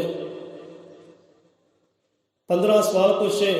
ਅਸੀਂ ਜਿਹੜੀ ਭਾਸ਼ਾ ਪੜ੍ਹਦੇ ਨਹੀਂ ਸੀ, ਜਿਹੜੇ ਅੱਖਰ ਪੜ੍ਹਦੇ ਨਹੀਂ ਸੀ, ਸੰਸਕ੍ਰਿਤ ਪੜ੍ਹਨ ਦਾ ਉਹਨੂੰ ਹੱਕ ਨਹੀਂ ਸੀ। ਸੁਣਦੇ ਸੀ, ਜੋ ਸੰਸਕ੍ਰਿਤ ਦਾ ਭਾਗ ਆਉਣਾ, ਪਾਠ ਆਉਣਾ, ਸੰਸਕ੍ਰਿਤ ਦੀ ਵਿੱਦਿਆ ਹੋਣੀ, ਤਾਂ ਉਸ ਵੇਲੇ ਭੀਮ ਰਾਓ ਨੂੰ ਜਮਾਤ 'ਚ ਕੱਢਣਾ ਬਾਹਰ, ਕਿ ਚੱਲ ਹੁਣ ਤੂੰ ਬਾਹਰ ਚੱਲ, ਹੁਣ ਸੰਸਕ੍ਰਿਤ ਦੀ ਪੜ੍ਹਾਈ ਹੋਏਗੀ ਅਤੇ ਸੰਸਕ੍ਰਿਤ ਤੈਨੂੰ ਪੜ੍ਹਨ ਦਾ ਹੱਕ ਨਹੀਂ ਹੈ। ਪੜ੍ਹਦੇ ਨਹੀਂ ਸੀ, ਸਿਰਫ ਸੁਣਦੇ ਸੀ ਕੰਨਾਂ ਦੇ ਨਾਲ। ਹੁਣ ਸੰਸਕ੍ਰਿਤ ਦੇ ਵੀ ਸਵਾਲ ਪੁੱਛੇ ਗਏ, 15 ਸਵਾਲ ਪੁੱਛੇ। 15 ਸਵਾਲਾਂ ਦੇ ਸਹੀ ਉੱਤਰ ਦਿੱਤੇ। ਸਾਰੇ ਹੈਰਾਨ ਪਰੇਸ਼ਾਨ ਕਿ ਸੰਸਕ੍ਰਿਤ ਇਹਨੇ ਨਹੀਂ ਪੜ੍ਹੀ, ਇਹ ਕਿਤਾਬ ਇਹਨੇ ਨਹੀਂ ਪੜ੍ਹੀ, ਅਤੇ ਉੱਤਰ ਕਿੱਦਾਂ ਸਹੀ ਹੋਵੇ? ਅੰਬੇਦਕਰ ਕਹਿਣ ਲੱਗੇ ਟੀਚਰ ਕਿ ਜਿੱਥੇ ਇਹਦੀ ਸੋਚ ਹੈ ਨਾ, ਉੱਥੇ ਤੱਕ ਤੁਸੀਂ ਨਹੀਂ ਪਹੁੰਚੇ। ਜਿਹੜੇ ਗਿਆਨ ਦਾ ਮਾਲਕ ਹੈ, ਉਹ ਗਿਆਨ ਤੱਕ ਤੁਸੀਂ ਨਹੀਂ ਪਹੁੰਚੇ। ਤੁਸੀਂ ਸਿੱਖਿਆ ਲਓ ਬੱਚੇ ਤੋਂ। ਪੁੱਛਣ ਲੱਗੇ, ਹਾਂ ਭੀਮ ਤੂੰ ਸੰਸਕ੍ਰਿਤ ਨਹੀਂ ਪੜ੍ਹੀ, ਅੱਖਰ ਨਹੀਂ ਵੇਖੇ, ਕਿੱਦਾਂ ਫਿਰ ਸਵਾਲ ਦਾ ਜਵਾਬ ਕਿੱਦਾਂ ਦਿੱਤਾ? ਕਹਿੰਦੇ ਮਹਾਰਾਜ ਕਿ ਮੈਂ ਪੜ੍ਹਿਆ ਨਹੀਂ ਹੈ, ਲਿਖਿਆ ਨਹੀਂ ਹੈ, ਕੰਨਾਂ ਨਾਲ ਸੁਣਦਾ ਜ਼ਰੂਰ ਸੀ, ਸੁਣ ਕੇ ਸਿੱਖਿਆ। ਟੀਚਰ ਅੰਬੇਦਕਰ ਕਹਿਣ ਲੱਗੇ ਹੁਣ ਇੱਦਾਂ ਕਰੋ, ਇਹਦੇ ਕੰਨ ਵੀ ਕੱਢ ਦਿਓ, ਕਿਉਂ ਕੰਨਾਂ ਨਾਲ ਸੁਣਿਆ ਇਹਨੇ। ਸੋ ਸੰਘਰਸ਼ ਕੀਤਾ ਹੈ ਭਾਈ, ਬਹੁਤ ਸੰਘਰਸ਼ ਕੀਤਾ ਹੈ। ਸੰਘਰਸ਼ ਕੀਤਾ ਤੇ ਇਸ ਤੱਕ ਪਹੁੰਚੇ ਹੈ। ਔਰਤ ਨੇ ਪਾਇਆ ਜੋ ਸੋਚਿਆ ਸੀ। ਹੁਣ ਕਹਿੰਦੇ ਆ ਕਿ ਸਮਾਜ ਤਰੱਕੀ ਨਹੀਂ ਕਰਦਾ, ਗਲੀ ਮੁਹੱਲਾ ਤਰੱਕੀ ਨਹੀਂ ਕਰਦਾ। ਕਿੱਦਾਂ ਤਰੱਕੀ ਕਰੇ? ਇੱਕ ਸਮਾਜ ਤਰੱਕੀ ਕਿੱਦਾਂ ਕਰਦਾ ਹੈ, ਗਲੀ ਮੁਹੱਲਾ ਤਰੱਕੀ ਕਿੱਦਾਂ ਕਰਦਾ ਹੈ, ਘਰ ਤਰੱਕੀ ਕਿੱਦਾਂ ਕਰਦਾ ਹੈ? ਪਹਿਲਾਂ ਘਰ ਬਣਦਾ ਕਿੱਦਾਂ ਹੈ? ਘਰ ਬਣਦਾ ਕਿੱਦਾਂ ਹੈ? ਘਰ ਚਾਰ ਦੀਵਾਰੀ ਖੜੀ ਹੋ ਗਈ, ਛੱਤ ਪੈ ਗਈ, ਇਹਨੂੰ ਘਰ ਨਹੀਂ ਕਹਿੰਦੇ। ਘਰ ਦੇ ਅੰਦਰ 4 ਜੀ ਹੋਣ, ਜੀਆਂ ਅੰਦਰ ਇਤਫਾਕ ਹੋਵੇ, ਪ੍ਰੇਮ ਹੋਵੇ, ਮੁਹੱਬਤ ਹੋਵੇ, ਇੱਕ ਦੂਜੇ ਦਾ ਮਾਣ ਸਨਮਾਨ ਹੋਵੇ, ਉਹਨੂੰ ਕਹਿੰਦੇ ਘਰ ਵਸਿਆ। ਫਿਰ ਮੁਹੱਲਾ ਕਿੱਦਾਂ ਬਣਦਾ, ਸਮਾਜ ਕਿੱਦਾਂ ਬਣਦਾ ਹੈ, ਕਿੱਦਾਂ ਰੁਤਬੇ ਨੂੰ ਪਾਉਂਦੇ ਨੇ, ਤਰੱਕੀ ਕਿੱਦਾਂ ਹੁੰਦੀ ਹੈ? ਤਰੱਕੀ ਉਦੋਂ ਹੁੰਦੀ ਹੈ ਜਦੋਂ ਜੀਆਂ ਵਿੱਚ ਪ੍ਰੇਮ ਹੋਵੇ, ਇਤਫਾਕ ਹੋਵੇ ਅਤੇ ਬੰਦੇ ਦੀ ਸੋਚ ਉੱਚੀ ਹੋਵੇ। ਬੰਦੇ ਦੀ ਸੋਚ ਉੱਚੀ ਹੋਵੇ ਅਤੇ ਫਿਰ ਜਾ ਕੇ ਤਰੱਕੀਆਂ ਹੁੰਦੀਆਂ, ਨਹੀਂ ਤਾਂ ਦੀਵਾਰਾਂ ਤਰੱਕੀਆਂ ਨਹੀਂ ਕਰਦੀਆਂ, ਕੰਧਾਂ ਤਰੱਕੀਆਂ ਨਹੀਂ ਕਰਦੀਆਂ, ਛੱਤ ਤਰੱਕੀਆਂ ਨਹੀਂ ਕਰਦੇ, ਭਾਂਡੇ ਤਰੱਕੀਆਂ ਨਹੀਂ ਕਰਦੇ। ਤਰੱਕੀ ਕਰਦੀ ਹੈ ਅਤੇ ਬੰਦੇ ਦੀ ਸੋਚ ਤਰੱਕੀ ਕਰਦੀ ਹੈ। ਬੰਦੇ ਦੀ ਸੋਚ ਤਰੱਕੀ ਕਰੇ, ਘਰ ਤਰੱਕੀ ਕਰੇਗਾ। ਘਰ ਨੇ ਤਰੱਕੀ ਕੀਤੀ, ਗਲੀ ਮੁਹੱਲਾ ਤਰੱਕੀ ਕਰੇਗਾ। ਗਲੀ ਮੁਹੱਲੇ ਨੇ ਤਰੱਕੀ ਕੀਤੀ ਤਾਂ ਸਮਾਜ ਤਰੱਕੀ ਕਰੇਗਾ। ਕਹਿੰਦੇ ਸਮਾਜ ਤਰੱਕੀ ਨਹੀਂ ਕਰਦਾ, ਉਚਾਈਆਂ ਵੱਲ ਨਹੀਂ ਜਾਂਦਾ, ਕਿ ਸੋਚ ਹੀ ਨੀਵੀਂ ਹੈ, ਸੋਚ ਹੀ ਇੰਨੀ ਭੈੜੀ ਹੈ, ਤੇ ਤਰੱਕੀ ਕਿੱਦਾਂ ਹੋਵੇ? ਸੋ ਇੱਥੋਂ ਸਿੱਖਿਆ ਲਈਏ ਭੀਮ ਰਾਓ ਦੀ ਸੋਚ ਤੋਂ। ਜੋ ਸੋਚਿਆ ਹੈ ਤੇ ਕਰਕੇ ਵੀ ਦਿਖਲਾਇਆ ਹੈ। ਤਰੱਕੀ ਹਾਸਿਲ ਕੀਤੀ, ਕਾਮਯਾਬੀ ਹਾਸਿਲ ਕੀਤੀ, ਮਹਾਨ ਬਣੇ ਹੈ, ਕਿਉਂਕਿ ਸੋਚ ਰੱਖੀ ਸੀ, ਜਜ਼ਬਾ ਰੱਖਿਆ ਸੀ। ਹੁਣ ਬੰਦਾ ਪਹਿਲਾਂ ਸੋਚਦਾ ਹੀ ਹੈ ਨਾ, ਜੇ 4 ਦੀਵਾਰੀ ਖੜੀ ਕਰਨੀ ਹੈ, ਘਰ ਬਣਾਉਣਾ ਹੈ, ਪਹਿਲਾਂ ਸੋਚਦਾ ਹੀ ਹੈ, ਹਾਂ ਵੀ ਮੈਂ ਘਰ ਆਹ ਤਰੀਕੇ ਦਾ, ਢੰਗ ਦਾ ਨਕਸ਼ਾ ਬਣਾਉਣਾ ਹੈ। ਪਹਿਲਾਂ ਸੋਚਦਾ ਹੈ, ਫਿਰ ਫੈਸਲਾ ਲੈਂਦਾ ਹੈ। ਪਹਿਲਾਂ ਸੋਚਿਆ, ਫਿਰ ਲਿਆ ਫੈਸਲਾ, ਫਿਰ ਹੋਈ ਤਰੱਕੀ। ਹਾਂ ਵੀ ਹੁਣ ਕੀਤੀ ਹੈ ਤਰੱਕੀ। ਇਹ ਪਹਿਲਾਂ ਸੋਚ ਦੀ ਗੱਲ ਹੈ, ਪਹਿਲਾਂ ਸੋਚ ਬਦਲੋ। ਸੋ ਸਿੱਖਿਆ ਲਈਏ ਭੀਮ ਰਾਓ ਦੀ ਸੋਚ ਤੋਂ, ਕਿ ਜੋ ਸੋਚਿਆ ਕਰਕੇ ਵੀ ਦਿਖਲਾਇਆ। ਸੋ ਬਹੁਤ ਇਹੋ ਜਿਹੀਆਂ ਉਹਨਾਂ ਦੇ ਗਿਆਨ ਦੀਆਂ ਗੱਲਾਂ ਨੇ। ਸੋ ਧਰਮ ਦੀ ਗੱਲ ਕੀਤੀ ਉਹਨਾਂ ਨੇ ਬਚਪਨ ਅੰਦਰ ਹੀ, ਕਿ ਧਰਮ ਨੂੰ ਲੈ ਕੇ ਬੜੇ ਝਗੜੇ ਸਨ, ਬੜੀ ਸ਼ਤਰੰਜਬਾਜ਼ੀ ਹੁੰਦੀ ਸੀ। ਉਹ ਸਮਾਂ ਇੱਦਾਂ ਸੀ, ਉੱਚੀ ਕੋਲ ਦੇ ਦੇਖੋ ਲੋਕ ਸਾਰੇ ਮਾੜੇ ਕਰਮ ਕਰਦੇ ਸੀ, ਆਪਾਂ ਜ਼ਾਹਰ ਨਹੀਂ ਕਰ ਸਕਦੇ ਕਿੱਦਾਂ ਦੇ ਕਰਮ ਹੁੰਦੇ ਸੀ। ਮਾੜੇ ਕਰਮ ਸਾਰੇ ਹੀ ਕਰਦੇ ਸੀ, ਚੋਰੀਆਂ ਵੀ ਕਰਦੇ, ਡਾਕਿਆਂ ਵੀ ਕਰਦੇ ਸੀ। ਪਰ ਜਦੋਂ ਫੈਸਲੇ ਦੀ ਗੱਲ ਹੁੰਦੀ ਸੀ, ਜਦੋਂ ਵਿਚਾਰਾ ਨੀਵਾਂ ਹੁੰਦਾ ਸੀ ਉਹਨੂੰ ਮਿਲਦੇ ਤੇ ਸੀਗੇ, ਉਹਨੂੰ ਮਿਲਦੀਆਂ ਸੂਲੀਆਂ। ਪਰ ਜੇ ਹੋਇਆ ਉੱਚੀ ਕੁਲ ਦਾ, ਉਹਨੂੰ ਕੋਈ ਸਜ਼ਾ ਹੀ ਨਹੀਂ, ਉਹਨੂੰ ਕੋਈ ਸਜ਼ਾ ਹੀ ਨਹੀਂ। ਉਹਨੂੰ ਇਹ ਕਹਿ ਦੇਣਾ ਹਵੇਂ ਨੇ ਜੇ ਚੋਰੀ ਕੀਤੀ ਹੈ ਨਾ ਆਪਣੇ ਪੇਟ ਦੀ ਖਾਤਰ ਕੀਤੀ ਹੈ, ਜੀਆਂ ਦੀ ਖਾਤਰ ਕੀਤੀ ਹੈ, ਇਹਨੂੰ ਬਖਸ਼ ਦਿਓ, ਉਹਨੂੰ ਬਖਸ਼ਿਆ ਜਾਂਦਾ ਸੀ। ਜੇ ਹੋਏ ਨੀਵੀਂ ਜਾਤੀ ਦਾ, ਉਹਨੂੰ ਦੇਣੇ ਤਸੀਹੇ, ਉਹਦੇ ਗਿੱਟੇ ਗੋਡੇ ਵੱਢਣੇ। ਇਹ ਕਾਹਦਾ ਕਾਨੂੰਨ ਹੋਇਆ? ਧਰਮ ਦੀ ਸ਼ਤਰੰਜ ਸੀ। ਉੱਥੇ ਧਰਮ ਦੀ ਗੱਲ ਵੀ ਕੀਤੀ ਹੈ ਕਿ ਧਰਮ ਕਿਹੋ ਜਿਹਾ ਹੈ, ਕਿਹੜਾ ਧਰਮ ਹੈ। ਕਹਿੰਦੇ ਪਿਆਰਾ ਧਰਮ ਉਹੀ ਹੈ ਜਿਹਦੇ ਵਿੱਚ ਸਮਾਨਤਾ ਹੋਵੇ, ਜਿਹਦੇ ਵਿੱਚ ਬਰਾਬਰਤਾ ਹੋਵੇ, ਊਚ ਨੀਚ ਨਾ ਹੋਵੇ, ਨਫ਼ਰਤ ਨਾ ਹੋਵੇ ਕਿ ਭਈ ਆਹ ਚੰਗਾ ਹੈ ਆਹ ਮਾੜਾ ਹੈ। ਇਹ ਧਰਮ ਕਹਿੰਦੇ ਨਹੀਂ ਹੈ। ਇਹਦੇ ਨਾਲ ਬੁਰਾ ਸਲੂਕ ਕੀਤਾ ਜਾਵੇ ਜਾਂ ਚੰਗਾ ਸਲੂਕ ਕੀਤਾ ਜਾਵੇ, ਇਹ ਧਰਮ ਨਹੀਂ ਹੈ। ਧਰਮ ਉਹੀ ਹੈ ਜੋ ਸਾਰਿਆਂ ਨੂੰ ਸਮ ਕਰਦੇ, ਸਾਰਿਆਂ ਨੂੰ ਬਰਾਬਰ ਕਰਦੇ, ਸਾਰਿਆਂ ਅੰਦਰ ਪ੍ਰੇਮ ਦਾ ਵਾਸਾ ਕਰਦੇ, ਨਫ਼ਰਤ ਰਵੇ ਨਾ। ਉਹ ਕਹਿੰਦੇ ਧਰਮ ਹੈ। ਕੋਈ ਧਰਮ ਕਰਕੇ ਉੱਚਾ ਨਹੀਂ ਹੁੰਦਾ, ਧਰਮ ਕਰਕੇ ਨੀਵਾਂ ਨਹੀਂ ਹੁੰਦਾ। ਕਹਿੰਦੇ ਬੰਦਾ ਉੱਚਾ ਹੁੰਦਾ ਆਪਣੀ ਸੋਚ ਕਰਕੇ, ਬੰਦਾ ਉੱਚਾ ਹੁੰਦਾ ਆਪਣੇ ਕਰਮ ਕਰਕੇ। ਹੁਣ ਕਿੱਦਾਂ ਜਾਣਿਆ ਜੇ ਬੰਦਾ ਕਹੇ ਮੈਂ ਜਾਣਨਾ ਜੀ ਭੀਮ ਰਾਓ ਜੀ ਜਾਣਨਾ ਹੈ, ਸਨਮਾਨ ਕਰਨਾ ਹੈ, ਬੰਦਾ ਸਨਮਾਨ ਕਿੱਦਾਂ ਕਰੇ? ਘਰ 'ਚ ਰੱਖ ਲਏਗਾ, ਤਸਵੀਰ ਸਰੂਪ ਰੱਖ ਲਏਗਾ, ਲੈ ਵੀ ਹੋ ਗਿਆ ਸਨਮਾਨ।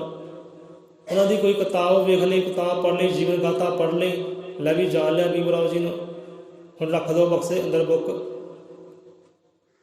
ਕਿਉਂਕਿ ਅਸੀਂ ਵੀ ਉਹਨਾਂ ਸਰੂਪ ਵਿੱਚ ਉਹਨਾਂ ਨੂੰ ਦੇਖਿਆ ਹੈ, ਹਾਂ ਵੀ ਆਹ ਭੀਮ ਰਾਓ ਹੈ, ਜਾਣ ਲਿਆ। ਅਸੀਂ ਸਰੂਪ ਦੀ ਬੜੀ ਭਾਲ ਕੀਤੀ। ਮੰਦਰ ਸਰੂਪ ਵਿਰਾਜਮਾਨ ਹੈ ਮਹਾਂਪੁਰਖਾਂ ਦਾ, ਵਾਲਮੀਕ ਆਸ਼ਰਮ ਤੋਂ ਲੈ ਕੇ ਆਏ। ਫਿਰ ਪਹਿਲਾਂ ਵੀ 1 ਸਾਲ ਅਸੀਂ ਜ਼ਿਕਰ ਕੀਤਾ ਸੀ, ਹਾਂ ਵੀ ਹੱਥ ਖੜਾ ਕਰੋ ਜਿਹਦੇ ਘਰ ਅੰਦਰ ਭੀਮ ਰਾਓ ਦਾ ਸਰੂਪ ਹੈ, ਪਰ ਕਿਸੇ ਦਾ ਹੱਥ ਖੜਾ ਨਹੀਂ ਹੋਇਆ। ਉੱਥੇ ਆਪਾਂ ਵੀ ਸਹਿਮਤ ਹੋਏ ਕਿ ਭਾਈ ਤੁਹਾਡੇ ਘਰ ਦੇ ਅੰਦਰ ਸਰੂਪ ਨਹੀਂ ਮਹਾਂਪੁਰਖਾਂ ਦਾ, ਸਾਡੇ ਘਰ ਵੀ ਹੈ ਨਹੀਂ। ਜੇ ਸਾਡੇ ਘਰ ਹੈ ਨਹੀਂ, ਤੁਹਾਡੇ ਘਰ ਕਿੱਥੋਂ ਹੋਏਗਾ? ਫਿਰ ਅਸੀਂ ਆਪਣੇ ਘਰ ਵੀ ਸਰੂਪ ਲੈ ਕੇ ਆਏ ਅਤੇ ਸੋਹਣੇ ਢੰਗ ਨਾਲ ਸਜਾਇਆ ਅਤੇ ਜਾਣਿਆ। ਬੱਚੇ ਜਾਣਦੇ ਕਿ ਆਹ ਭੀਮ ਰਾਓ ਜੀ ਹੈ, ਜਾਣ ਲਿਆ, ਬੜੀ ਸੌਖੀ ਗੱਲ ਹੈ। ਉਹਨਾਂ ਦੇ ਜੀਵਨ ਬਾਰੇ ਪੜ੍ਹ ਲਿਆ, ਜਾਣ ਲਿਆ, ਬੜੀ ਸੌਖੀ ਗੱਲ ਹੈ। ਪਰ ਜੀਵਨ ਅੰਦਰ ਉਹਨਾਂ ਸੋਚ ਨੂੰ ਉਤਾਰਨਾ, ਉੱਦਾਂ ਚੱਲਣਾ, ਇਹ ਗੱਲ ਔਖੀ ਹੈ। ਸਰੂਪ ਕੋਈ ਵੀ ਰੱਖ ਸਕਦਾ ਹੈ, ਮਾਨ ਸਨਮਾਨ ਕਰ ਸਕਦਾ, ਧੂਪ ਬੱਤੀ ਲਗਾ ਸਕਦਾ ਹੈ, ਉਹਨਾਂ ਦੀ ਜੀਵਨ ਗਾਥਾ ਪੜ੍ਹ ਸਕਦਾ ਹੈ। ਪਰ ਜੀਵਨ ਗਾਥਾ ਪੜ੍ਹ ਕੇ ਉੱਦਾਂ ਆਪਣੇ ਜੀਵਨ ਨੂੰ ਢਾਲਣਾ, ਉਹੋ ਜਿਹੀ ਗਰਜ ਰੱਖਣੀ, ਉਹੋ ਜਿਹੇ ਹੱਕ ਸੱਚ ਦੀ ਲੜਾਈ ਰੱਖਣੀ, ਸੰਘਰਸ਼ ਕਰਨੇ, ਉਹੋ ਜਿਹੀ ਹਿੰਮਤ ਹੌਸਲੇ ਰੱਖਣੇ, ਉਹੋ ਜਿਹਾ ਮਾਨਸਿਕ ਬਲ ਹੋਵੇ, ਉਹੀ ਆਤਮਿਕ ਬਲ ਹੋਵੇ, ਤਾਂ ਇਹ ਕਰਨਾ ਔਖਾ ਹੈ। ਹੁਣ ਦੇਖੋ ਜੀ, ਘਰ ਸਰੂਪ ਵੀ ਟਿਕਾਇਆ, ਉਹਦੀ ਇੱਕ ਛੋਟੀ ਜਿਹੀ ਕਿਤਾਬ ਸਾਨੂੰ ਪ੍ਰਾਪਤ ਹੋਈ, ਪੜ੍ਹੀ, ਬੜਾ ਆਨੰਦ ਆਇਆ, ਗਿਆਨ ਦੀ ਪ੍ਰਾਪਤੀ ਹੋਈ। ਤਾਂ ਉਹ ਸਾਰੀ ਕਿਤਾਬ ਧਰਮ ਉੱਪਰ ਸੀ, ਸਾਰੀ ਕਿਤਾਬ ਉਹ ਸੋਚ ਭੀਮ ਰਾਓ ਜੀ ਦੀ, ਉਹ ਜਜ਼ਬਾਤ, ਉਹ ਭਾਵਨਾ ਸਾਰੀ ਧਰਮ ਦੇ ਉੱਪਰ ਸੀ ਕਿ ਧਰਮ ਕਿੱਦਾਂ ਦਾ ਹੈ, ਕਿਹਨੂੰ ਧਰਮ ਕਹਿੰਦੇ ਆ, ਕਿ ਧਰਮ ਤਬਦੀਲ ਕਰਨ ਦੀ ਵੀ ਉੱਥੇ ਗੱਲ ਆਈ ਕਿ ਬੰਦਾ ਧਰਮ ਤਬਦੀਲ ਕਰ ਸਕਦਾ ਹੈ। ਜਿਹੜੇ ਧਰਮ ਵਿੱਚ ਉਹਨੂੰ ਮਾਣ ਨਾ ਮਿਲੇ, ਸਨਮਾਨ ਨਾ ਮਿਲੇ, ਇੱਜ਼ਤ ਨਾ ਮਿਲੇ, ਉਹ ਧਰਮ ਛੱਡ ਸਕਦਾ ਹੈ। ਅਤੇ ਜਿਹੜੇ ਧਰਮ ਵਿੱਚ ਉਹਨੂੰ ਮਾਣ ਸਨਮਾਨ ਮਿਲਦਾ ਹੈ, ਪ੍ਰੇਮ ਮਿਲਦਾ ਹੈ, ਉਹ ਧਰਮ ਉਹ ਅਪਣਾ ਸਕਦਾ ਹੈ। ਹੁਣ ਇੱਥੇ ਵਿਚਾਰ ਬੜੇ ਗਹਿਰੇ ਆ। ਹੁਣ ਸਾਡੇ ਲੋਕ ਹਿੰਦੂ ਬਣ ਗਏ, ਪਰ ਹਿੰਦੂ ਬਣ ਕੇ ਵੀ ਉਹ ਮਾਣ ਸਨਮਾਨ ਨਹੀਂ ਮਿਲਿਆ, ਵੰਡ ਵਿਧ ਗਿਆ ਫਿਰ ਵੀ ਹੈ, ਅੱਜ ਵੀ ਹੈ। ਅਤੇ ਫਿਰ ਫਾਇਦਾ ਕੀ ਹੈ ਇਹੋ ਜਿਹੇ ਧਰਮ ਕਰਨ ਦਾ? ਕਿ ਧਰਮ ਚੇਂਜ ਕਰਨਾ ਹੈ, ਤਬਦੀਲ ਕਰਨਾ ਹੈ, ਕਰੋ, ਆਪਣੀ ਮਰਜ਼ੀ ਨਾਲ ਕਰ ਸਕਦੇ ਹੋ। ਪਰ ਪਹਿਲਾਂ ਸੋਚ ਰੱਖੋ ਕਿ ਜੇ ਧਰਮ ਵਿੱਚ ਤੁਹਾਨੂੰ ਮਾਣ ਮਿਲਦਾ ਹੈ, ਸਨਮਾਨ ਮਿਲਦੀ ਹੈ, ਇੱਜ਼ਤ ਮਿਲਦੀ ਹੈ, ਰੁਤਬਾ ਮਿਲਦਾ ਹੈ, ਕੋਈ ਵੰਡ ਵਿਤਕਰੀ ਨਹੀਂ, ਉਹ ਧਰਮ ਨੂੰ ਤੁਸੀਂ ਅਪਣਾਓ। ਸੋ ਧਰਮ ਸਰਬ ਦਾ ਭਲਾ ਹੈ, ਸਾਂਝੀ ਬਾਤ ਹੈ, ਪ੍ਰੇਮ ਧਰਮ ਹੈ, ਸਮਾਨਤਾ ਵਾਲਾ ਧਰਮ ਹੋਵੇ। ਕੋਈ ਵੀ ਚੇਂਜ ਕਰ ਸਕਦਾ ਹੈ, ਪਰ ਚੇਂਜ ਕਰਨਾ ਤਾਂ ਪਹਿਲਾਂ ਜਾਣੋ ਪਛਾਣੋ ਕਿ ਮੈਨੂੰ ਇੱਥੇ ਮਾਣ ਮਿਲੇਗਾ, ਇੱਥੇ ਸਨਮਾਨ ਮਿਲੇਗਾ, ਬਰਾਬਰਤਾ ਮਿਲੇਗੀ, ਪ੍ਰੇਮ ਮਿਲੇਗਾ, ਫਿਰ ਚਲੋ। ਹੁਣ ਬਹੁਤ ਲੰਬੇ ਵਿਚਾਰ ਹੈ, ਉਹਨਾਂ ਦੀ ਸੋਚ ਬਹੁਤ ਗਹਿਰੀ ਹੈ, ਕਿਹੜੇ ਕਿਹੜੇ ਸਾਂਝੇ ਕਰੀਏ, ਆਪਦੇ ਸਮਾਂ ਘੱਟ ਹੈ। ਸਕਰਮ ਤੋਂ ਕਹਿੰਦੇ ਬੰਦਾ ਮਹਾਨ ਨਹੀਂ ਬਣਦਾ, ਕਹਿੰਦੇ ਜਨਮ ਤੋਂ ਬੰਦਾ ਮਹਾਨ ਨਹੀਂ ਬਣਦਾ, ਕਰਮ ਤੋਂ ਮਹਾਨ ਬਣਦਾ ਹੈ। ਹੁਣ ਦੇਖੋ ਜਨਮ ਕਿੱਥੇ ਹੋਇਆ, ਮਹਾਨ ਕਿੱਦਾਂ ਹੋਏ? ਕਰਮ ਤੋਂ ਮਹਾਨ ਹੋਏ, ਆਪਣੀ ਸੋਚ ਤੋਂ ਮਹਾਨ ਹੋਏ ਹੈ। ਬੰਦੇ ਦੇ ਕਰਮ ਚੰਗੇ ਹੋਣ, ਮਹਾਨਤਾ ਵਾਲੇ ਹੋਣ ਤੇ ਬੰਦਾ ਮਹਾਨ ਹੈ। ਇਹ ਨਹੀਂ ਕਿ ਉੱਚੀ ਕੋਲ 'ਚ ਜਨਮ ਹੋ ਗਿਆ ਤੇ ਕਰਮ ਹੋਣ ਨੀਚ ਤੇ ਬੰਦਾ ਉੱਥੇ ਨੀਚ ਹੀ ਹੈ, ਭਾਵੇਂ ਉੱਚੀ ਕੋਲ 'ਚ ਜਨਮ ਕਿਉਂ ਨਾ ਹੋਏ।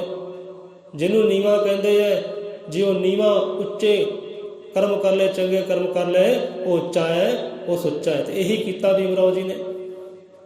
ਕਹਿੰਦੇ ਨੀਵਾਂ ਹੈ, ਪਰ ਨੀਵਾਂ ਉੱਚਾ ਕਿੱਦਾਂ ਹੋਇਆ? ਆਪਣੀ ਸੋਚ ਕਰਕੇ, ਆਪਣੇ ਕਰਮ ਕਰਕੇ, ਆਪਣੀ ਮਿਹਨਤ ਕਰਕੇ। ਸੰਬੰਧ ਵਿਤਕਰੀਆਂ ਬਹੁਤ ਸੀ। ਹੁਣ ਇੱਦਾਂ ਹੀ ਚੋਰੀ ਕਰਦੇ ਸੀ ਉਹ ਲੋਕ ਤੇ ਬਖਸ਼ੇ ਜਾਂਦੇ ਸੀ। ਇਹਦੇ ਘਰ ਦੇ ਹਾਲਾਤ ਬੜੇ ਮਾੜੇ ਹੋਏ, ਘਰ ਵਿੱਚ ਖਾਣ ਨੂੰ ਦਾਣਾ ਨਹੀਂ, ਪੀਣ ਨੂੰ ਪਾਣੀ ਨਹੀਂ। ਤੇ ਵੱਡੇ ਭਾਈ ਨੇ ਕੀਤਾ ਕਿ ਇਹ ਹਾਲਾਤ ਦੇ ਵੇਖੇ ਕਰਦੇ ਉੱਚੀ ਕੁਲ ਦੇ ਬੰਦਿਆਂ ਨਾਲ ਰਲ ਕੇ ਤੇ ਚੋਰੀ ਕਰ ਲਈ। ਉੱਚੀ ਕੁਲ ਦੇ ਬੰਦਿਆਂ ਨਾਲ ਰਲ ਕੇ ਚੋਰੀ ਕਰ ਲਈ ਤੇ ਬਾਅਦ ਪਛਤਾਇਆ ਵੀ। ਆਤਮਾ ਨੇ ਦੁਖੀ ਕੀਤਾ ਕਿ ਤੇ ਭੀਮ ਰਾਓ ਦਾ ਭਾਈ ਹੈ ਤੇ ਕਰਮ ਕੀ ਕੀਤਾ?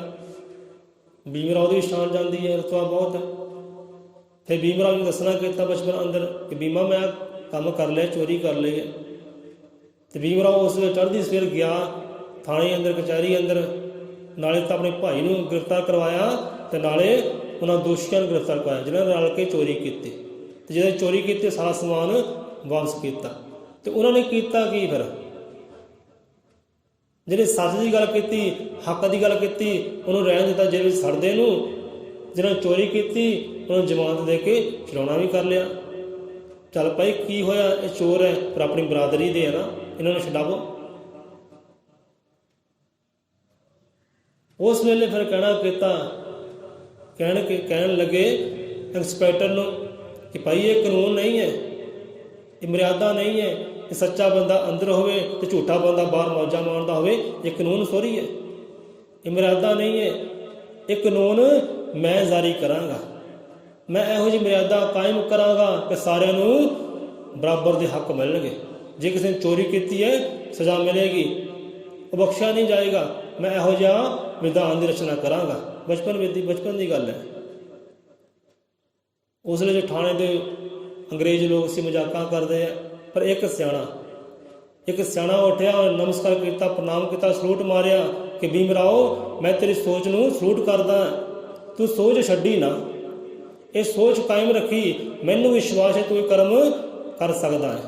ਤੂੰ ਵਿਧਾਨ ਦੀ ਰਚਨਾ ਕਰੇਗਾ, ਤੂੰ ਕਾਨੂੰਨ ਦੀ ਰਚਨਾ ਕਰੇਗਾ, ਮਰਿਆਦਾ ਦੀ ਰਚਨਾ ਕਰੇਗਾ ਜਿਹਦੇ ਸਾਰਿਆਂ ਨੂੰ ਬਰਾਬਰ ਦਾ ਹੱਕ ਮਿਲੇ, ਬਰਾਬਰ ਦਾ ਇਨਸਾਫ ਮਿਲੇ। ਤੂੰ ਇਹ ਕਰ ਸਕਦਾ ਹੈ, ਇਹ ਸੋਚ ਕਾਇਮ ਰੱਖੀ। ਉਹਨੇ ਸਲੂਟ ਕੀਤਾ। ਫਿਰ ਜਵਾਨ ਹੋਏ, ਪੜ੍ਹਾਈ ਵਾਸਤੇ ਇੰਗਲੈਂਡ ਗਏ, ਅਮਰੀਕਾ ਗਏ। ਹੁਣ ਕਹਿੰਦੇ ਦੇਖੋ, ਕਹਿੰਦੇ ਭੀਮ ਰਾਓ ਨੂੰ ਭਾਰਤ ਰਤਨ ਕਿਹਾ ਗਿਆ ਹੈ। ਭੀਮ ਰਾਓ ਜੀ ਨੂੰ ਭਾਰਤ ਰਤਨ ਕਿਹਾ ਗਿਆ ਹੈ, ਪਰ ਆਪਾਂ ਕਹਿੰਦੇ ਵਿਸ਼ਵ ਰਤਨ ਹੈ, ਕਿਉਂਕਿ ਭਾਰਤ ਰਤਨ ਦੀ ਉਪਾਧੀ ਕਈਆਂ ਨੂੰ ਮਿਲੀ ਹੈ, ਪਰ ਉਹ ਵਿਸ਼ਵ ਰਤਨ ਹੋਏ ਹੈ ਕਿਉਂਕਿ ਉਹਨੇ ਸੋਚ ਦਾ ਲੋਹਾ ਭਾਰਤ ਨੇ ਨਹੀਂ ਮੰਨਿਆ, ਉਹਨੇ ਸੋਚ ਦਾ ਲੋਹਾ ਵਿਦੇਸ਼ਾਂ ਨੇ ਹੀ ਮੰਨਿਆ। ਅਮਰੀਕਾ ਤੱਕ ਉਹਨੇ ਸੋਚ ਦਾ ਚਾਨਣ ਹੋਇਆ। ਅਮਰੀਕਾ ਨੇ ਸੋਚ ਦਾ ਲੋਹਾ ਮੰਨਿਆ, ਸਲਾਮ ਕੀਤਾ ਹੈ। ਤੇ ਅਮਰੀਕਾ ਦੇ ਕੋਲੰਬੀਆ ਅੰਦਰ ਵੀ ਉਹਨਾਂ ਦੇ ਸਕੈਚੂ, ਮੂਰਤੀਆਂ ਬਣੀਆਂ ਹੋਈਆਂ, ਲੋਕੀ ਨਮਸਕਾਰ ਕਰਦੇ, ਪ੍ਰਣਾਮ ਕਰਦੇ। ਇੰਗਲੈਂਡ ਵਿੱਚ ਜਿੱਥੇ ਪੜ੍ਹੇ ਹੈ ਉੱਥੇ ਮੂਰਤੀਆਂ ਬਣੀਆਂ ਹੋਈਆਂ, ਉੱਥੇ ਵੀ ਲੋਕੀ ਜਾ ਕੇ ਮੱਥੇ ਟੇਕਦੇ, ਪ੍ਰਣਾਮ ਕਰਦੇ ਹੈ, ਸੋਚ ਨੂੰ ਸਲਾਮਾ ਕਰਦੇ ਉਹਨਾਂ ਦੀ, ਕਿਉਂਕਿ ਉਹ ਵਿਸ਼ਵ ਰਤਨ ਹੈ। ਭਾਰਤ ਰਤਨ ਨਹੀਂ ਹੈ, ਵਿਸ਼ਵ ਰਤਨ ਹੈ, ਉਹ ਵਿਸ਼ਵ ਰਤਨ ਹੈ। ਇੰਗਲੈਂਡ ਵਿੱਚ ਸੋਚ ਬਣਾਈ ਕਿ ਮੈਂ ਕਾਨੂੰਨ ਲਿਖਾਂਗਾ ਭਾਰਤ ਦਾ, ਮਰਿਆਦਾ ਲਿਖਾਂਗਾ ਭਾਰਤ ਦੀ। ਤਾਂ ਉਸ ਵੇਲੇ ਇੰਗਲੈਂਡ ਦੇ ਜੋ ਪ੍ਰਧਾਨ ਮੰਤਰੀ ਸੀ ਨਾ, ਉਹ ਕਹਿਣ ਲੱਗੇ, ਮਜ਼ਾਕਾਂ ਕਰਨ ਲੱਗੇ ਕਿ ਹਾਂ ਵੀ ਭਾਰਤ ਬੜਾ ਵੰਡ ਵਿਤਕਰੀ ਵਾਲਾ ਦੇਸ਼ ਹੈ, ਅਨੇਕਾਂ ਉਹਦੇ ਅੰਦਰ ਧਰਮ ਹੈ, ਅਨੇਕਾਂ ਅੰਦਰ ਉਹਦੀਆਂ ਜਾਤੀਆਂ, ਅਨੇਕਾਂ ਉਹਦੇ ਅੰਦਰ ਗੋਤਾਂ ਬੋਤਾਂ ਨੇ, ਊਚ ਨੀਚ ਬਹੁਤ ਹੈ। ਕਿ ਭੀਮ ਰਾਓ ਤੂੰ ਕਿੱਦਾਂ ਆਸਾਨੀ ਨਾਲ ਕਹਿ ਦਿੱਤਾ ਕਿ ਤੂੰ ਕਾਨੂੰਨ ਲਿਖੇਗਾ ਭਾਰਤ ਦਾ? ਇਹ ਕਦੇ ਹੋ ਨਹੀਂ ਸਕਦਾ। ਭਾਰਤ ਦਾ ਕਾਨੂੰਨ ਲਿਖਣਾ ਸੌਖੀ ਗੱਲ ਨਹੀਂ ਪਿਆਰਿਆ, ਨਹੀਂ ਤੂੰ ਕਰ ਸਕਦਾ। ਉਸਨੇ ਓਕੇ ਕਿਹਾ ਤੇ ਚਲੇ ਗਏ। ਪਰ ਉਹ ਜਜ਼ਬਾ ਸੋਚ ਵੇਖੋ, ਪਰ 2 ਸਾਲਾਂ ਵਿੱਚ ਹੀ ਉਹ ਕਾਨੂੰਨ ਲਿਖਿਆ, ਮਰਿਆਦਾ ਲਿਖੀ ਹੈ, ਸੰਵਿਧਾਨ ਲਿਖਿਆ 2 ਸਾਲਾਂ ਵਿੱਚ। 2 ਸਾਲ ਉੱਪਰ ਕੁਛ ਦਿਨ ਲੱਗੇ ਆ। ਸੋਚ ਬਣਾ ਲਈ ਕਿ ਕਰਮ ਕਰਨਾ ਹੀ ਕਰਨਾ ਹੈ। ਤਾਂ ਪ੍ਰਧਾਨ ਮੰਤਰੀ ਸੋਚ ਨੂੰ ਵੀ ਝੂਠਾ ਕਰ ਦਿੱਤਾ 2 ਸਾਲਾਂ ਵਿੱਚ ਸੰਵਿਧਾਨ ਲਿਖ ਕੇ। ਕਿਉਂਕਿ ਭਾਰਤ ਦੇਸ਼ ਹੋਰਾਂ ਦੇਸ਼ਾਂ ਵਿੱਚ ਚਲੇ ਜਾਓ, ਇੱਕੋ ਹੀ ਧਰਮ ਹੈ, ਕੋਈ ਆਤੰਕਵਾਦ ਦਾ ਉਧਰ ਨਹੀਂ ਗਿਆ, ਇਹ ਭਾਰਤ ਅੰਦਰ ਹੀ ਹੈ, ਇੱਕੋ ਹੀ ਧਰਮ ਹੈ। ਉਹਦੇ ਕਾਨੂੰਨ ਲਿਖਣੇ ਸੌਖੇ ਆ।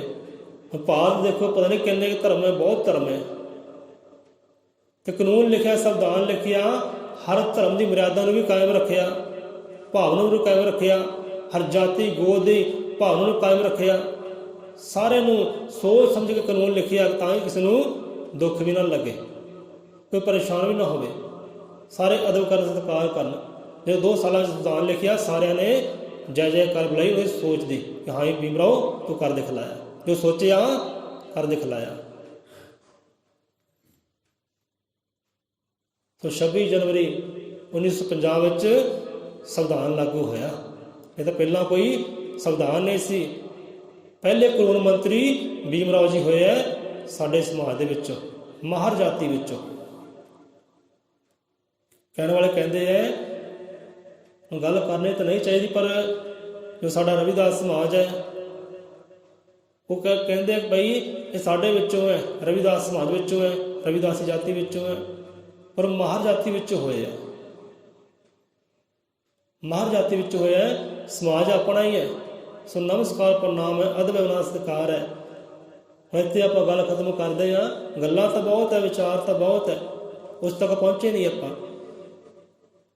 ਹੁਣ ਅੱਜ ਕੋਈ ਚੰਗਾ ਖਾਂਦਾ ਹੈ ਨਾ, ਉਹ ਭੀਮ ਰਾਓ ਦੇ ਕਰਕੇ ਹੈ। ਜੋ ਚੰਗਾ ਪਹਿਨਦਾ ਹੈ ਉਹ ਭੀਮ ਰਾਓ ਦੇ ਕਰਕੇ ਹੈ। ਜੇ ਗਲੀਆਂ 'ਚ ਤੁਰੇ ਫਿਰਦੇ ਗਾਣੇ ਗਾਉਂਦੇ ਆ, ਕਟਿੰਗ ਕਰਦੇ ਆ, ਵੱਖ-ਵੱਖ ਸਟਾਈਲ ਕਰਦੇ ਆ, ਇਹ ਭੀਮ ਰਾਓ ਦੀ ਕਰਨੀ ਕਰਕੇ ਹੈ। ਅੱਜ ਦੇਸੋ ਪ੍ਰਦੇਸ਼ ਹੁੰਦੇ ਆ, ਇਹ ਭੀਮ ਰਾਓ ਦੀ ਕਰਨੀ ਕਰਕੇ ਹੈ। ਨਹੀਂ ਤਾਂ ਘਰ ਚੋਂ ਬਾਹਰ ਨਿਕਲਣ ਦਾ ਹੱਕ ਨਹੀਂ ਸੀ। ਜੇ ਘਰੋਂ ਬਾਹਰ ਨਿਕਲਣਾ ਹੈ ਉਹ ਵੀ ਅੱਧੀ ਰਾਤ ਨੂੰ ਜਾਂ ਸਿਖਰ ਦੁਪਹਿਰੇ, ਜਦੋਂ ਲੋਕਾਂ ਨੇ ਅੰਦਰ ਕੁੰਡੇ ਲਾ ਕੇ ਬਹਿ ਜਾਣਾ, ਸਿਖਰ ਦੁਪਹਿਰੇ ਨਿਕਲਣਾ ਜਾਂ ਅੱਧੀ ਰਾਤ ਨਿਕਲਣਾ।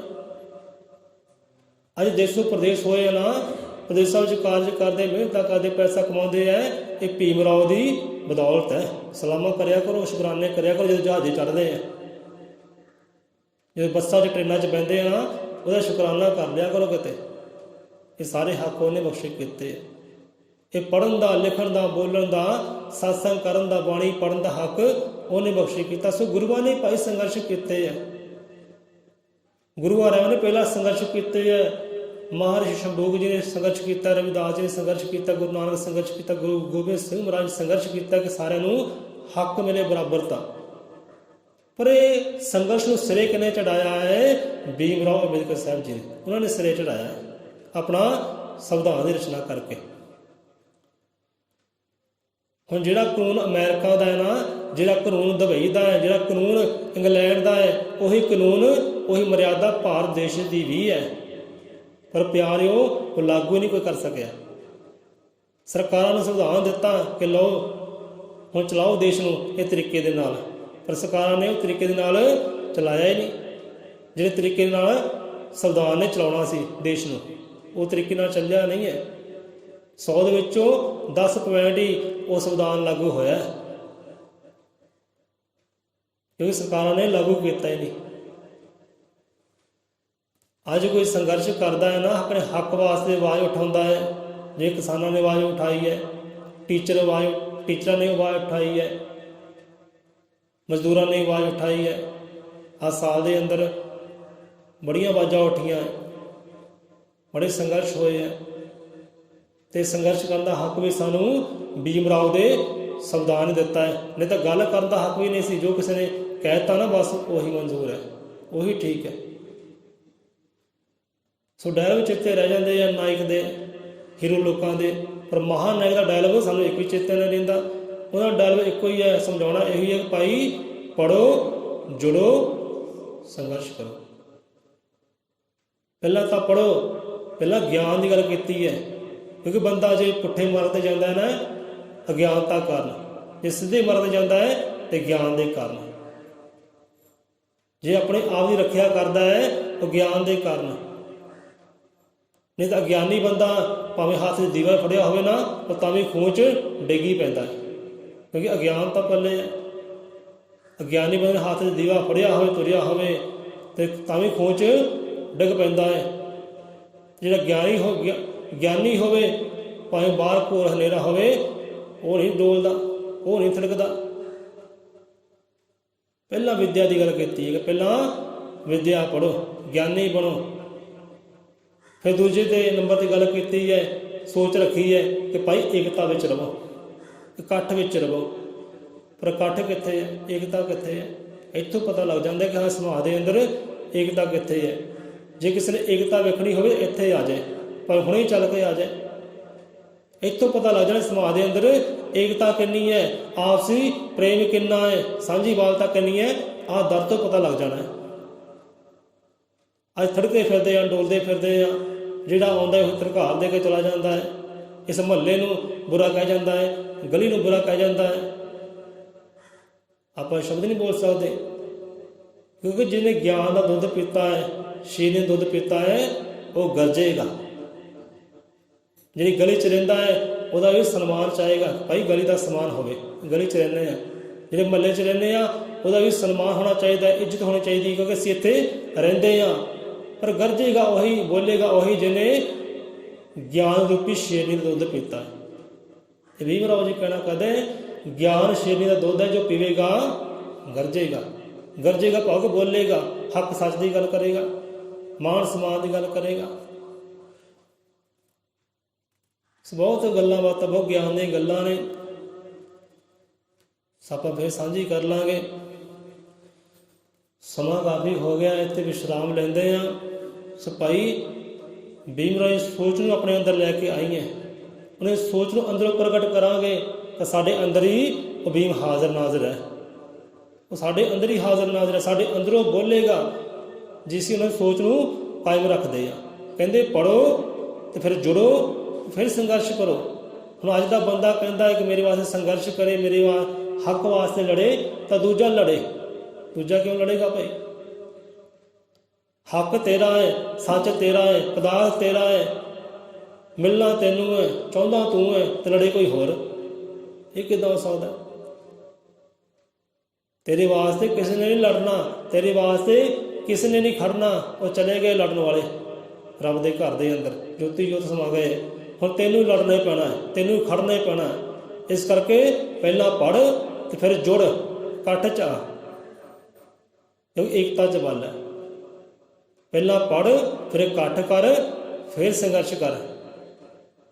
ਸੋ ਇਕੱਲੇ ਤੁਰੇ ਸੀ ਭੀਮ ਰਾਓ, ਪਰ ਲੱਖਾਂ ਹਜ਼ਾਰਾਂ ਕਰੋੜਾਂ ਹੀ ਨਾਲ ਰਲ ਗਏ ਸੀ। ਸੋਚ ਇਹੋ ਜਿਹੀ ਸੀ, ਭਾਵਨਾ ਇਹੋ ਜਿਹੀ ਸੀ। ਇਕੱਲੇ ਤੁਰੇ ਸੀ ਘਰੋਂ, ਕਰੋੜਾਂ ਇਨਸਾਨ ਨਾਲ ਰਲ ਗਏ ਸੀ, ਕਾਫਲਾ ਬਣ ਗਿਆ ਸੀ। ਬੰਦਾ ਦੇਖੋ ਸਫ਼ਰ ਲਈ ਤੁਰਦਾ ਨਾ, ਘਰੋਂ ਇਕੱਲੇ ਹੀ ਤੁਰਦਾ ਹੈ, ਤੇ ਰਾਤ ਜਾਂਦੇ ਆ ਕਿੰਨੇ ਮੁਸਾਫਰਾਂ ਨਾਲ ਕਾਫਲਾ ਬਣ ਜਾਂਦਾ ਹੈ, ਬੱਸ ਦੀ ਬੱਸ ਮਿਲ ਜਾਂਦੀ ਹੈ। ਹੁਣ ਇੱਥੇ ਆਪਾਂ ਵਿਸ਼ਰਾਮ ਲਵਾਂਗੇ, ਗੱਲ ਕਰਾਂਗੇ ਕਿ ਭਾਈ ਨਸ਼ਿਆਂ ਨੂੰ ਛੱਡੋ। ਜੇ ਭੀਮ ਰਾਓ ਜੀ ਇੱਥੇ ਤੱਕ ਪਹੁੰਚੇ ਆ ਨਾ, ਆਪਣੀ ਸੋਚ ਕਰਕੇ, ਮਿਹਨਤ ਕਰਕੇ, ਮੁਸ਼ੱਕਤ ਕਰਕੇ, ਤਾਂ ਉਹਨਾਂ ਨੇ ਜੀਵਨ ਅੰਦਰ ਕੋਈ ਨਸ਼ਾ ਵੀ ਨਹੀਂ ਕੀਤਾ।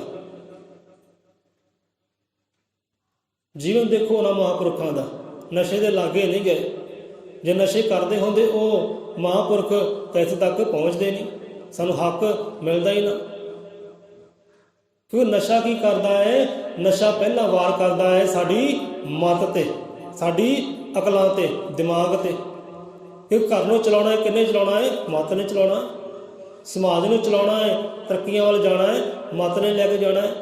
ਜੇ ਉਹੀ ਮੱਤ ਨੂੰ, ਉਹੀ ਅਕਲਾਂ ਨੂੰ ਸਾਡੇ ਨਸ਼ੇ ਖਾ ਜਾਂਦੇ ਹੈ, ਫਿਰ ਤਰੱਕੀ ਕਿੱਦਾਂ ਹੋਵੇ? ਭੀਮ ਰਾਓ ਨੇ ਤਰੱਕੀ ਕੀਤੀ, ਕਾਮਯਾਬੀ ਹਾਸਲ ਕੀਤਾ, ਪ੍ਰੋਫੈਸਰ ਵੀ ਰਹੇ ਹੈ, ਮੈਂਬਰ ਵੀ ਰਹੇ ਹੈ, ਟੀਚਰ ਵੀ ਰਹੇ ਹੈ, बड़े बड़े रुतबे के मालक रहे हैं। भारत रिजर्व बैंक नोटां पर लिखिया होंदा है। और रिजर्व बैंक के अंदर बहुत बड़ा योगदान उन्होंने, आज़ादी की लड़ाई अंदर बहुत बड़ा योगदान है। भारत आज़ाद है ना, वो संविधान करके ही है, उन्हें सोच करके ही है। सो नशियों तो भाई बचो, वो महापुरखा नशे त्यागे है। तुसीं भी सोच लो उन्होंने, वो जज्बा अपने अंदर पैदा करो, नशियां त्यागो, अपने देश नूं, अपने समाज नूं, अपने घर नूं तरक्कियां वाल लैके जाओ। क्योंकि अकल तरक्की करेगी ना, ये समाज तरक्की करेगा, ये समाज तरक्की करेगा जे अकल तरक्की करेगी तो। सो नशिया तो भाई मुक्त हो, नशिया नूं छड्डो। जे चंगा जीवन चाहते हो, इस संसार अंदर मान समान हक चाहते हो, तो नशिया नूं छड्डो। ना उन्होंने नशे ग्रहण किए हैं, ना ही आप करने हैं। जिहो जिहा उन्हें जीवन चाल रही है, वो जे जीवन चाल साढ़े भी होवे तो हर दे अंदरों भीम राय बोलेगा, राम जी सुखपाल जी राम बोलणगे, भीमा बाई जी बोलणगे, हर दे अंदरों। सो इत्थे आप लेंदे हां विश्राम। सो अगली कथा कहानी किते फिर कर लांगे। सो जिथे उन्होंने हज़ारां किताबां पढ़िया है ना, उत्थे हज़ारां किताबां लिखिया भी है ज्ञान वास्ते, सोझी वास्ते। हज़ारां किताबां पढ़िया है, हज़ारां किताबां लिखिया भी है कि मेरा समाज पढ़ के ज्ञानवान बन सके। पर मैनू नहीं लगता कि सारे घर के अंदर कोई एक किताब भी होएगी भीम राव की साजी हुई रची हुई, नहीं हो सकती। हज़ारां पढ़िया, हज़ारां लिखिया भी है। अते एक गल होर, उन्हें पढ़ाई कितनी सी, 20 घंटे की, 18 ते 20 घंटे की दिन च पढ़ाई होती सी उन्होंने। इन्नी उन्होंने पढ़ाई सी, 32 डिग्रियां हासिल कीतियां, इदा नहीं हासिल करनियां। अंदर जज्बा सी, सोच सी, बनना है कुछ करके दिखाना है। 18 घंटे की उन्होंने 20 घंटे की अपनी पढ़ाई सी, 24 घंटे दिन रात में होंगे है। सौंदे किहड़े टाइम से, आराम किहड़े करते सी। 18 घंटे 20 घंटे पढ़ाई करनी है तो सौना किहड़े वेले, बाकी काम कर किहड़े वेले करने। सारे किते, हर कारज नूं, हर धर्म नूं, फर्ज नूं भी पगाउणा किया है, तो नाल विद्या भी पढ़ी है, ज्ञानवान भी होए। सो अज दे बच्चे ने कहते भाई घंटा एक पढ़ लै, ना जी घंटा एक बह नहीं होंदा। गेम तो भावें 2 घंटे ला लवे तो तरक्की की करनी है। सो भीम राव ने कलम सानू बख्शी की है, भाई सब तो बड़ा हथियार इहो ही है तेरा। ये विद्या तेरी रक्षा कर सकता है, ये विद्या ज्ञान ही तेरी रक्षा कर सकता है। इनू अपने अंदर लैके आ, जीवन अंदर लैके आ। स्वाद कवि वाल्मीकि भगवान जी महाराज सानू कलम बख्शी की है, सब तो पहला बख्शी की है। पहला सानू ज्ञान सानू दिता है, ये विद्या सानू दिती है, पर थड़क गए हैं, डोल गए हैं। फिर समझाने वास्ते भीम राव जी आए हैं, वही कलम की पावर लैके, शक्ति लैके, भाई कलम की शक्ति नूं जीवन अंदर लैके आओ। सौ इत्थे विश्राम लेंदे हैं। बोले 100 रुपये अजरमत रिकादर्शी सृष्टि करता वाल्मीकि दयावान जी की जय। सो नौजवान भाइयों अगे बेनती है कि निशान साहब की रस्म होएगी। सो आपने अपनी अपनी हाजरियां निभाउणियां ने। सो लंगर प्रशादे भी भीम राव के जन्म दिहाड़े धरद्या लगणगे, सतगुरु की कृपा सदका। सो सारे ने अपनी अपनी सेवा बंदगी उत्थे निभाउणी है। सो इसे दे नाल हुईयां कमियां त्रुटियां खिमा दे जाचका मेरे सतगुरु दीन दयाल मुर्शद मेरे पीरो मुर्शद सब नूं मत सन्मत बख्शी करे, चढ़दी कला कौम जनां बख्शी करे। सबना अंदर प्रेम का वासा होवे, अंदर अहंकार का वासा होवे। जुड़े रहिए उहदे नाम दे नाल, ध्यान दे नाल, गुरधामां दे नाल। बुले 100 रुपये अजरमत रिकादर्शी सृष्टि करता वाल्मीकि दयावान जी की जय।